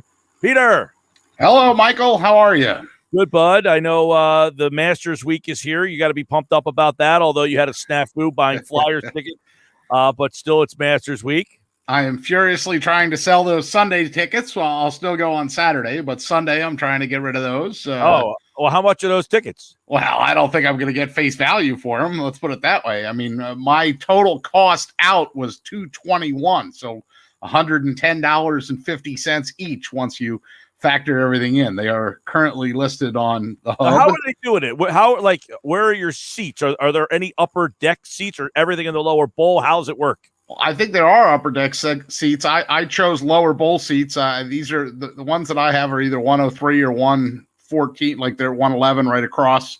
They're both where the Flyers shoot first and third period. And I picked, it was a pair of seats that there's nobody in the row in front of you and nobody in the row behind you. It was kind of like right up against the top of the thing. So I tell you, we're going to be spoiled when they actually let everybody back in, that you had all this room and there was nobody near you. I was watching the Phillies game last night, like, it'd be pretty cool to go to that game when I got the whole row to myself and no one near me.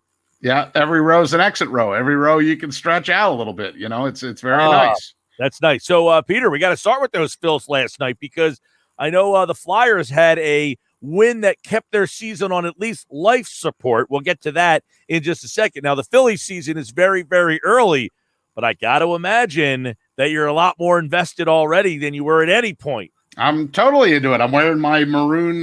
There's my P right there. I tilted my monitor down so you can see my baby blue, powder blue, and the maroon Phillies P today. Yeah, I mean, look, I'm absolutely invested. I was watching both last night, and then I guess minimally keeping an eye on the national championship game, which proved to kind of be a dud unless you're a huge Baylor fan. But as far as the Phillies go, that's a game.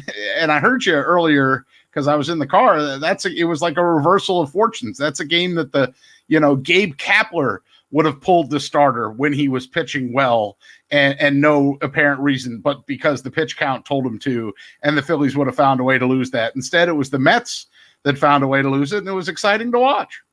It really was. It was the Mets bullpen that was the problem, and the Phillies bullpen that kept him in that game. And Brandon Kinsler said it. I was called on to save the fourth inning last night. I love that mentality. I just like the makeup of this team. Rhys Hoskins, who's kind of a dull guy for the most part, he said in the postgame last night, man, we're just having a blast together. It seems like, hey, it's a group of guys.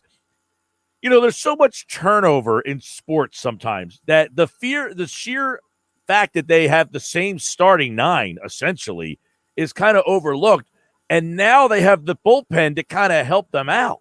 Well, and so the numbers on the bullpen, because took a look at the Phillies notes that I get from the Phillies PR people. I mean, their bullpen is .69 is their ERA. That's first in the National League, second in the majors. The only team out there that's got a better bullpen right now is the Yankees at .48, and they're one of only two bullpens in the majors who have yet to allow an extra base hit. Interestingly enough, do you know who the other team is that hasn't allowed an extra base hit yet in the big leagues? What other bullpen? I have no clue. Yankees. The Mets is the team that they're playing. Well, they didn't give up an extra base hit last night. They gave up a single. They walked the guy. That's right. Hit by pitch. Yeah. Single, infield error, all kinds of things, but they haven't given up an extra base hit. So the Mets are the only other one.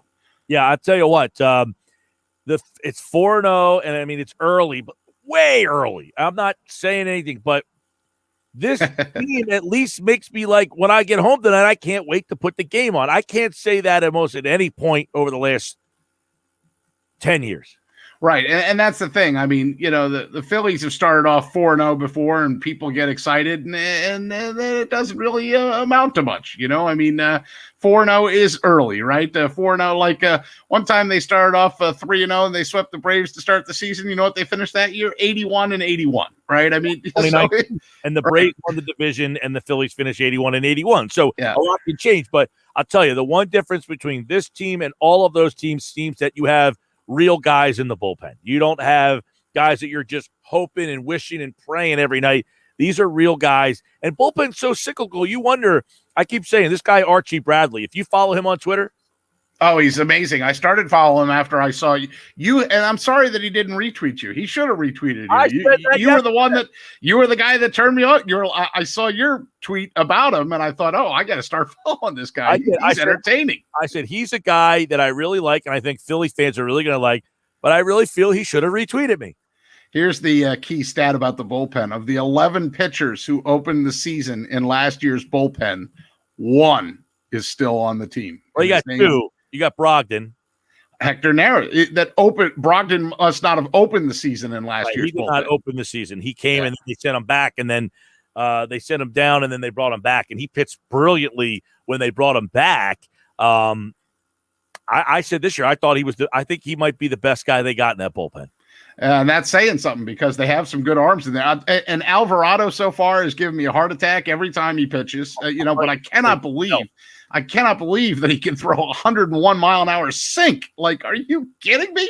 101 mile an hour junk, basically. oh my God. Yeah, I thought you were going someplace else with that comment, and you just threw me off. Sorry, no, I was going PG. I'm going baseball. Like, yeah, what are you well, talking you said like that he threw something that was giving me, and I was like, "Whoa, all right." And it started with an H, and that just kept on going. Heart attack. That's what I'm talking about. Cardio. All right, so yeah, I mean, look, the team is, to me, it's the same offense. It's essentially the same pitching staff. You got the top 3 guys, and the bottom 2 are just okay. It's essentially exactly what they had last year. The bullpen is just significantly better. And the question is going to be all season long, if the bullpen is just half better, is that going to be enough? And right now it looks like it's a good recipe at least.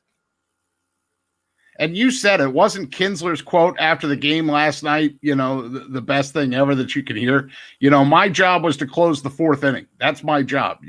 My job was to shut them down. We're all closers of our own innings is what Kinsler's quote was. I mean, so that I love to see stuff like that. Good. Come in and, put out fires instead of starting them, which is what last year's bullpen seemed to do. I mean, yes, it's early, it's 4-0, but it just has such a different feel to it when the bullpen actually comes in and does their job.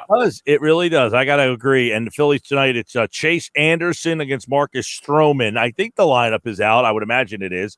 Let me see if I can pull that up for you real quick here, Peter. And they haven't done much difference with the lineup so far this year. All right, tonight you're going to get look at this. You got a new leadoff man tonight. Matt Joyce is leadoff tonight. Alec Boehm is hitting number 2. Okay, this is an interesting lineup. Joyce, Boehm, Harper, Real Muto, Gregorius, Segura, Miller, Quinn, and Anderson. That is your lineup tonight for the Phillies. Joyce batting in that leadoff spot. So no Koch is in there, right? Real fast is check out how many times that Joyce has hit leadoff in his career. Oh God. I don't know the answer to that. Do you? I don't, but I'm going to go look it up real quick here because I'm imagining it's probably 0. I mean, you essentially don't. I don't like McCutchen as the leadoff man either, but they essentially just don't have. There you go. There's your lineup right there, so you could see it, PT. Yep, I was looking at it on Twitter too, but go ahead. So, I see it now. I don't know. Like McCutchen to me is not a real leadoff guy. They just don't have a real leadoff guy. Right. Well, but what's interesting, if Quinn could put the ball in play, then Quinn would be your leadoff guy, right? If Roman Quinn batting in that 8-hole, if that's the 8-hole is like the leadoff guy to flip the lineup down below, right? But that also means that you're not the leadoff guy to be able to be a true leadoff guy. You're not setting the table enough. So we'll throw you down here in the 8-hole, and hopefully you'll turn the lineup over a couple times. Yeah, I mean, obviously they would like I would imagine someone. Now, actually, I take this back. Matt Joyce has hit leadoff 127 games in his career. So he does have some experience there. Yeah, he doesn't strike me as a leadoff kind of guy. Now, he has hit leadoff. I mean, is Matt Joyce somebody that you formulated a lot of opinion on to begin with anyway? He's a professional hitter. To me, Matt Joyce seems like he's been more of a, just back like 6'7" guys, like somewhere down in that range. Well, I'm pretty surprised that he has hit in the leadoff spot. In the leadoff spot, he's hit 112 games. He's hitting 225 with 24 home runs. He to me, he's more of a guy that's like, your 18 to 20 home run guy, somewhere in that range. Like not, and look, his numbers in the leadoff hole are not really all that good, to be honest with you. But I'm just surprised that he's actually hit in the leadoff spot that many times. The guy's 36 years old. I mean, he's more of a guy who comes off the bench now. But this is the first time, PT, that we're seeing a really different lineup. I mean, Joyce, Boehm in the 2, Harper 3. So you're going left, right, left, right, left, right, left, right.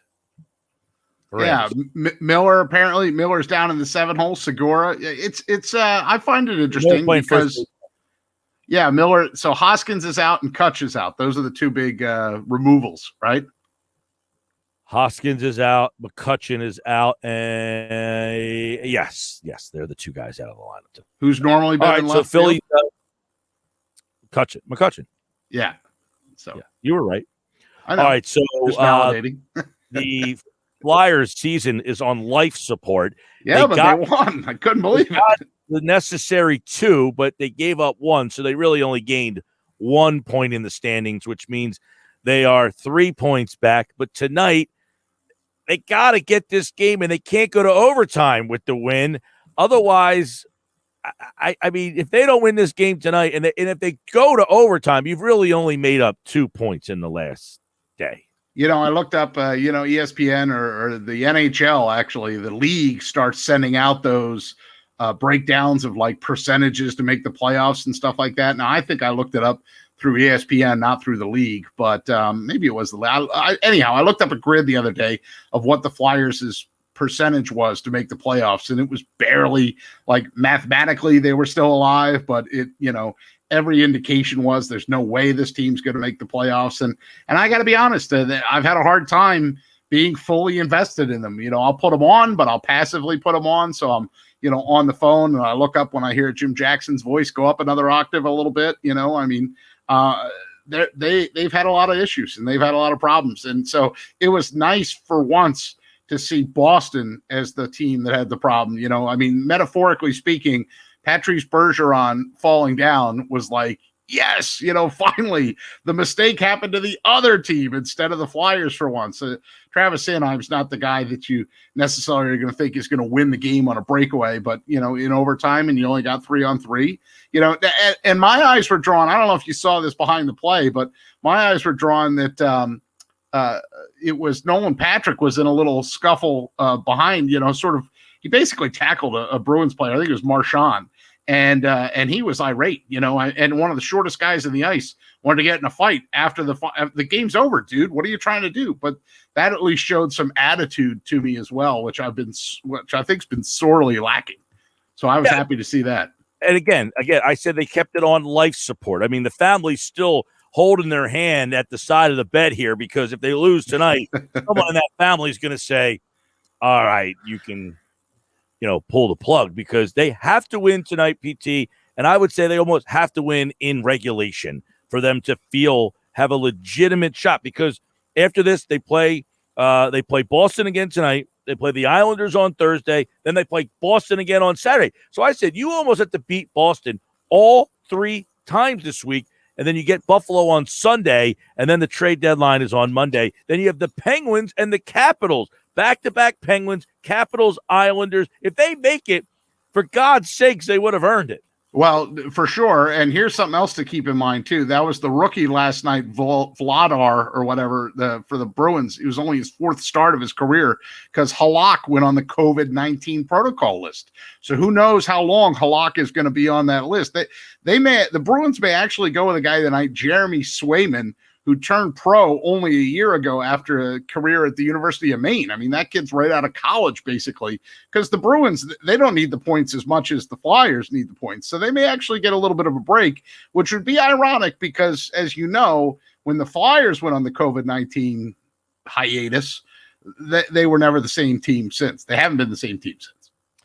It's been a rough year for this Flyers team, but have you seen any turnaround? Well, Hart played the one game. I mean, Elliott played last night, but Hart played. I thought he looked much better in the game he played against the Islanders. And Hart should play tonight, so I think we'll get our answer tonight. I thought that Carter Hart looked much better against the Islanders. I mean, I know they only got a point out of it instead of the 2 points that they were looking for, but yeah, I thought the little siesta, if you will, the little rest and relaxation, the little refocusing seems to have done something. It's only a 1-game sample size, and we'll see how he does tonight. But I thought Carter Hart looked good the other night, and hopefully he looks good tonight. I did too. That was the one thing that I took from this bunch of games. Now Elliott played last night. Tonight it is Hart in goal, and they're playing Boston. Sixers are playing Boston as well. Peter, we'll have that game tonight at 7:30 on 97.3 ESPN. But they just had a 6-game road trip. Then they come home. Yeah, they looked great on the road trip, and then they come home and lay an egg. Well, they had to play back-to-back. They didn't lay an egg. They won the first game. They played the second game and laid the egg. But they have to play back-to-backs, welcome home, and then they're going right back on the road for 4 straight, starting tonight in Boston, New Orleans on Friday, Oklahoma City Saturday, Dallas on Monday, and then they have the Nets coming here on next Wednesday. So this is going to be a very interesting stretch of 4 games because they're currently a half game behind the Nets. But as Tom Moore pointed out to us, the 2 and the 3, you meet in the second round. So it could be a Philadelphia Bucks matchup in round 2 if you don't get that number 1 seed. So it's pretty important to try to get that 1 seed, I think, in the Eastern Conference this year to try to because it's a 3-team race. It looks like it's Philly, Milwaukee, and Brooklyn, which means 4, 5, 6, 7, and 8. There's a little bit of a drop. The 1 seed is going to face one of those teams in round 2. The 2 and the 3 are going to face off against each other in the second round, which means that number 1 seed is pretty important. And as Tom Moore mentioned, the Sixers and the Nets have split. The game next Wednesday will be the divider if they end up in a tie. Whoever wins the season series would get the 1 seed if they end up tied. Well, it sounds like they need to get the 1 seed, and I couldn't agree. Look, and everybody has the condensed schedule, but the Sixers numbers are final 22 regular season games come over 41 days, so I mean, there's not a lot of downtime, and they have to get Joel Embiid up to speed. Plus, the guy they picked up at the trade deadline hasn't done anything yet, right? I mean, he's got to come in, and we got to see what he can prove. You'd like to at least kick the tires before you get into the postseason with your new acquisition. And then I know people like to hate on Simmons because he didn't look so great the other night. But listen, at the end of the day, you need to get your big – the Sixers go as Joel Embiid goes. So they need to kind of get him back up to speed first and foremost. He's priority number 1, in my opinion. Sorry, George Hill is the brain blank that I was having there. Happens to all of us, Peter. We get old. Yes, 50 for me. All right, we got the Eagles as well. Number 12, Mike Tannenbaum, was on with us earlier today. He had his GM mock draft. Now, this is a little different mock draft, Peter. Mm-hmm. This is who he would take if he was the GM of that team, not who he thinks that team will take. He did who he would take if he was the GM of that team. He has the Eagles landing Kyle Pitts at number 12. Wow. That'd be amazing if that happened, in my opinion. That was the guy that I fell in love with. And then when they moved down to 12, I thought there's no way they could get him. But yeah, there's been some movement. The Sam Darnold thing yesterday and what the Jets did. Carolina, right? Trying to get their quarterback situation in line. Who needs a quarterback? And I heard you saying earlier that you think quarterbacks could go 1, 2, 3, 4, So, I mean, he has them going 1, 2, 3, 4 as well. Yeah. So, I mean, if that's the, if you fall in love with Jamar Chase or Kyle Pitts, maybe your dreams will come true. Who knows? That's the beauty of it. And God, do you remember in your lifetime when the draft wasn't talked about every single day from basically February until April? And now this is what we do. It happens a lot, specifically, Peter, when your team is drafting in this top spot of the draft. I remember the year the Eagles had the 4th pick when they took Lane Johnson. The talk that year was wild because you had the 4th pick, and then you had Chip Kelly, and then, of course, there was Marcus Mariota, and there was that whole thing. And, so, yeah, when you're in the top part of the draft, I love the draft. I love the whole conversation around it. But this year, to me, it's even because you have a good, deep draft. And it's about a 12-player and then a little bit of a drop-off. So the Eagles are right in the wheelhouse of that last guy who should be like an impact type of player. Yeah, which then says that Howie did do the right move. Maybe Howie saw what the rest of us didn't see at the time, and I mean, you can't predict what other teams are going to do and all that, but it does look pretty genius right now, doesn't it? Because they're still going to get an impact player at 12. Well, Mike Tannenbaum, what did you think of the trade? And I can't imagine anybody that doesn't from the Eagles standpoint. I mean, think about this. Let's put this into context. Last year, Buffalo gave up a first-round pick to Minnesota for arguably one of the best receivers in all of football, and Stephon Diggs. To go back 6 spots, the Eagles got 2 1s. I mean, that's insanely productive for them. Yeah, he says, I can't imagine anyone who wouldn't like this trade. Now that we've had the time to digest it a little bit, we are Philadelphia fans. I mean, of course, at first we have to yell and scream and pout and cry, and then maybe think about it a little bit and go, you know what, this doesn't look so bad. Well, I know that. I mean, and I said, like if Philadelphia fans, if it was simply judging the trade and not the person who made the trade, we'd have a different perception of the trade. 100%. Yeah, I couldn't agree more. Wow. Sports Bets Live 97.3 ESPN Tuesday with Thompson. The PT's in the house. We'll do another segment and have a little fun. Did you see Aaron Rodgers on Jeopardy? I've DVR'd it. but then I also saw it already on social media. So I did see what, it was very entertaining. Yeah, that was funny. He was the one host who couldn't actually come up with the question for the question that was given to him. All right, coming up, Sports Bash Live, 97.3 ESPN. I got another Sports Bash Cash code word coming up in about 22 minutes from now. Stick around for that. PT's here. Got 5 questions, 5 sounds of the day in about 17 minutes from now. Stick around. Sports Bash Live, 97.3 ESPN.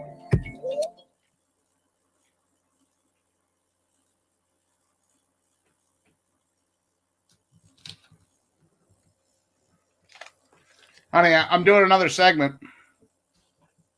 Yeah, apparently I'm on for 2 segments today. News to me, too.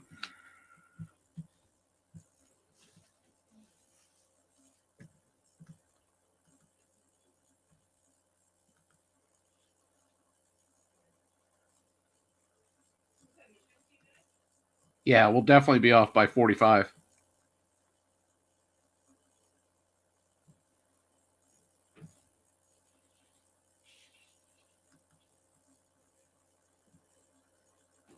I just wanted you to know so you didn't open the door.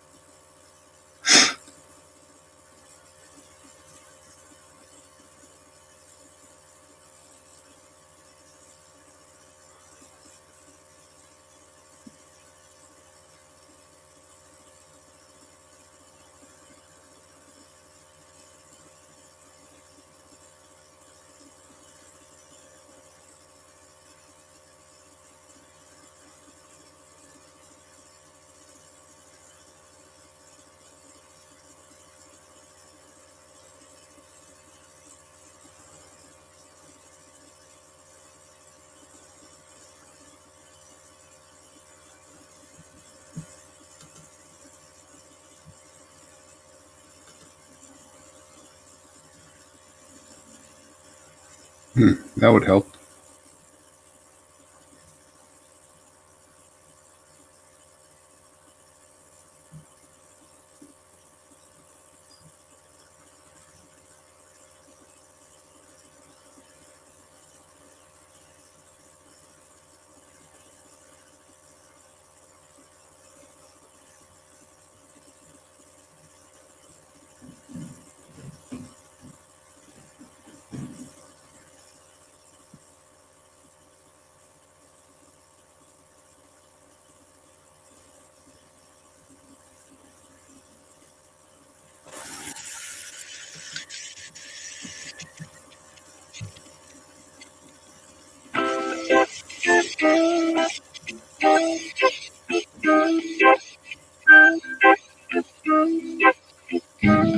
Sports Best Live 97.3 ESPN. Having a good time on a Tuesday with Thompson. Hey, don't forget, the Masters is coming up this weekend. You have many, many, many, many opportunities to get in on the Masters. It's everyone's favorite tournament, Augusta, Georgia, to compete for the coveted jacket. And DraftKings, America's top-rated sportsbook app, is putting you in the center of the action by giving you a shot to land in the green. This week, DraftKings is giving you 100-1 odds on the golfer of your choosing to finish in the top 10. If you haven't tried DraftKings, this is the time. Turning $1 into $100 is simple. Pick any golfer from this weekend's tournament, and if they finish in the top 10, you cash $100. 100-1 odds on an offer like this doesn't come around often. So sign up for DraftKings Sportsbook now to get in on all the action and choose the golfer before the tournament tees off Thursday morning. DraftKings is safe, secure, and reliable, so you can deposit and withdraw your funds at your convenience. Download the top-rated DraftKings Sportsbook app now and use my code 973 when you sign up to turn $1 into $100. If the golfer of your choosing finishes in the top 10 in this weekend's tournament, that's code 973 and turn $1 into $100. For a limited time only at DraftKings Sportsbook. Must be 21 or older. New Jersey only. New customers only. Restrictions do apply. See DraftKings.com/sportsbook for details. Gambling problem? Call 1-800-GAMBLER. So, PT, who are 10 golfers that will finish in the top 10, or at least like one that you feel pretty confidently would finish in the top 10? Well, before I get to those 10, I got a text today. This was at 1:36 this afternoon. Hey, Pete, do you do any online betting? If so, what site do you use? I wrote back, hey, I don't do a lot, but DraftKings seems to be the way to go. Okay, thanks. Hey, don't forget to use 973 as your code with DraftKings. There you go, Gil. I'm getting those texts in the middle of the afternoon, and I'm taking care of you. I like I like how at this stage of all the online gaming that people are still like looking for which one is the right one. Well, that gentleman is, he's a little older like me, right? Look, at least he's getting ready to dip his toe in the water. Go ahead. Make a little wager on this week's Masters. Yeah, throw a little down. I mean, look, if you were going for Jordan Spieth, I hope you already bought the ticket because his odds went from 60-1 to 10-1 since February. I mean, Jordan Spieth, it would be a name that I would put. Do I think he's going to win? No, but I do think he could finish in the top 10. You know, he's a former Masters champion. He's played well at the golf course before, and now he's coming off a win just last week at the Valerio. And Jordan Spieth's a guy that has been chasing a win for a while. So I definitely think he would be in that list. Dustin Johnson, of course, can he go back-to-back? Although the one was in November, but Dustin Johnson would have to be on that list. Bryson DeChambeau is going to get our attention. He says he has something in his bag, but he won't tell us what it is. He says he's got something that's going to – and I think Bryson DeChambeau has finally figured out that of all the golf courses, Augusta is not the one you can overpower with your length. Your length can help you, but Augusta National, the X factor is always the greens, Mike. It's always the greens. And so I think he's realized and come to realize that, it doesn't matter if you can hit it a country mile because it's where you place the golf ball, in what portion of the green, and can you make the putt. So – but I'd put him in that. Justin Thomas, I'd put in that list. John Rahm, Rory McIlroy, Patrick Cantlay. I think all those guys have a good chance at winning, this tournament. And I'm stoked to watch it. I mean, look, the weather looks gorgeous. I think the greens are going to roll fast. I'm the guy. I was watching the women's amateur event that they had down there. I DVR'd that and watched that just because I wanted to see what the golf course looked like. I watched the kids on the drive, chip, and putt over the weekend just because I wanted to get some glimpses of what the golf course looked like. It's a wonderful time. Yeah, well, I just got to ask, you're a golf fan and you're watching it all, but how much luster is off of it with Tiger not being in it? And I feel like that's the question for every tournament, but specifically the Masters, which he just won, 2 years ago. Yeah, I mean, it's disappointing that he's not able to be there, and I know he's more bummed than anybody. As at least he's home and he's able, but that's been a rite of passage. Justin Thomas talked yesterday about the fact that he's always played with Freddie Couples and Tiger Woods, and no Tiger, and then Justin Thomas played early in the morning, and Freddie Couples blew him off too. He didn't have either part of his normal threesome that he goes out with. But and Freddie, God, I love Freddie Couples. That's a guy that, when his ball stayed on the side of the hill at 12, that changed the Masters, and that changed golf. Because on Tuesday night, Freddie put a picture up of it. They were all wearing tiger masks as they were at Magnolia Lane, and Fred Couples put that picture up on Twitter. But if you remember, well, if you're old enough to remember like me, in 92, somehow Freddie Couples came to 12, the greatest par 3 in golf, Golden Bell, the most harrowing par 3, because depending on how the wind goes, right? And somehow he went for the pin, the ball rolled back, looked like it was going to go into Race Creek, and somehow that ball stayed up. And since that point, more often than not, the golf balls have not stayed on the side. It's either somebody didn't mow it right, or it was an act of God. Well, they just played this course in November, so they're all going to be right back here in the April. Are there fans? I mean, Georgia's a little wonky with stuff. Is there fans down there? There are patrons. It's not full patrons. It's not the full amount, but some will be better than none. There was nobody there in November, so there will be a small or a limited amount of fans there. And I think, and by the way, the course that they played in November was entirely different and dare I say gettable than what they're going to be able to play now. I think it's good. They're going to be it's going to be firmer. It's going to be faster. It's going to be dry. I mean, unless they get thunderstorms, and that's a possibility too. But if they get heavy rain, then the greens do. But I think it's going to be typical Augusta National. Firm, fast greens, and where you place the golf ball, and trying to pick your spots too. That Augusta is not a place, Mike Gill, where you shoot at the flag. You have to actually have your strategy. That's why, to me, one of the greatest putters of all time, Ben Crenshaw, his win was so emotional for him and for me, because he won totally with the thinking man's game. There's people that have won at Augusta that aren't the long hitters. Like, yeah, Bryson DeChambeau gets all the headlines, but Mike Weir won at the Masters. And I don't know that Mike Weir will ever win again, but when you win at the Masters, you get to go back and play again and again and again. Sandy Lyle, as long as you're not embarrassing yourself, Sandy Lyle is going to, I think, lead off. I think he's one of the first tee times, guys like that. Lee Elder is going to be on the ceremonial tee shot, by the way, with, Jack Nicklaus and Gary Player. That's going to be the two guys that are going to be on the ceremonial tee shot. So, it's my favorite of all the four. And I'm so excited that it's back to normal, or more normal than it's been. Yeah, no question. And they say that the tournament doesn't really start to the back nine on Sunday. But, the days leading up to this, if you can't get to Sunday, Thursday, Friday, we'll have updates for you on the show here. This edition, 5 months ago, they just played, as we just kind of said, Jordan Spieth. What was the last time he won? Like 4 years ago, right? Yeah, he had been approaching a win. It looked like he was getting closer and closer, and something was going to, but it had been a 4-year drought, and quite frankly, it was a little surprising that he hadn't won. For him to win, he won the British Open, and then he hadn't won. Then he didn't win again for almost 1,300 days.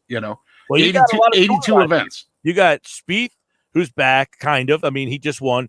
John Rahm just had the baby, so you got that whole storyline. Rory McIlroy, don't forget, he's looking for the career Grand Slam with this one. Dustin Johnson trying to go back-to-back. You got DeChambeau, who is basically, like the bad boy. Who was the guy in NASCAR? Tony Stewart. He's the Tony Stewart. Is that a good NASCAR reference for you? Sure. Ricky Bobby. Yeah. He's wearing Wonder Bread. Yeah, absolutely. Yeah. And then you got Brooks Koepka, a big name. He just had knee surgery. Trying to now people thought he wasn't going to play, but Koepka is going to be in the field. He is going to play, and we'll see what he's able to conjure up. Absolutely. Yeah. So you got 36 holes. The field will be trimmed down to the top 50. And historically, they also include anyone within 10 shots of the lead, but they removed that in the fall, and I don't think they're bringing that back for this one, PT. The 10 shots within the lead? Yes. That they're not. Yeah. Oh, I think they're going to go back in the fall because of the light problems. Right. But I think they decided to get rid of it. Oh, that's interesting to me. I didn't know that. I thought that they were going back to the very normal format of everybody within 10 shots. But yeah, I mean, I remember when in November they did split tees, which is something they never do at Augusta, but they did split tees just to be able to get the rounds in because there just wasn't enough light. Right, exactly. Because it's funny because normally the coverage starts at 2, and I said, I remember last year the coverage starting at 10 o'clock in the morning, but that's because they started so early because of the daylight. Right, very much so. I mean, so, there's going to be some patrons back on the property. There's going to be, look, and the other thing about November when we watched it, there were no gallery ropes, there were no stands. It just didn't. It was the course, but it just kind of looked like an alternate reality or an alternate universe, and I don't think that's going to be the case. You have been to a live sporting event in the last month? No, I have not been to a live sporting event. When I go to the Flyers game on Saturday, that's going to be my first live sporting event since the pandemic. Wow. Okay. Did you see the Texas Ranger game? Was a full house last night? I know that was a little I don't know that I'd be so comfortable with that. I mean, the elbow to elbow and just knee deep in people all up in your business. And like I said, like we talked about, I enjoy the fact the way it's set up now. Nobody in front of you, nobody behind you. I mean, very heavily with the protocols and checking to make sure that you guys are you're wearing your mask. And so the Flyers game Saturday will be the first live indoor or outdoor sporting event you've been to since the pandemic. I mean, the last game you were at? Yeah, I mean, I went last, I guess it was last February or last March. I went to a game, and that's the last time that I went. And I am going to the Phillies on the 18th. So I'm going to the Flyers this Saturday, and I'm going to the Phillies on Sunday the 18th. I'm trying to remember the last time I went to a live. It had to be a Sixers game, I would imagine. Right, probably, and you probably went as a member of the media too, right? Yeah, I would imagine so. Yeah. Now I definitely would go.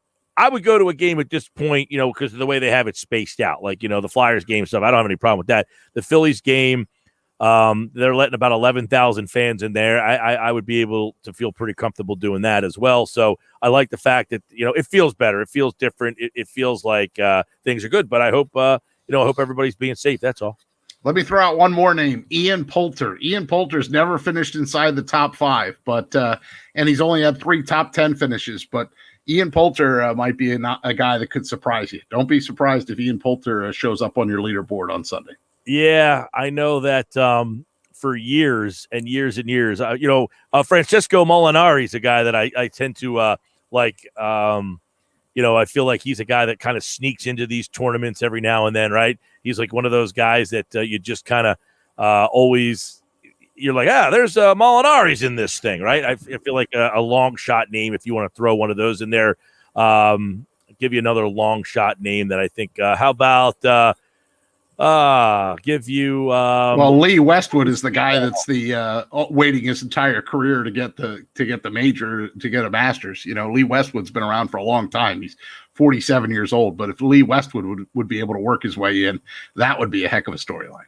All right, there you go. So Masters starts on Thursday. Pete Thompson will be back for happy hour Friday. The Masters will be going on, so don't be all tuned up while you're on. Me? No, I won't be all tuned up. I can't have any of the sauce, remember? Unless once you figure out a beverage that doesn't have carbonation in it, then maybe I can imbibe. All right, Peter. Have a good That's day. your homework. You go ahead and figure out what adult beverage I can drink that doesn't have carbonation. All right, no problem. Okay, thanks. Talk to you on Friday. See ya. All right, that's a Tuesday with Thompson in the books here on the Sports Bash. He's back for happy hour Friday. We're back coming up with the sound of the day.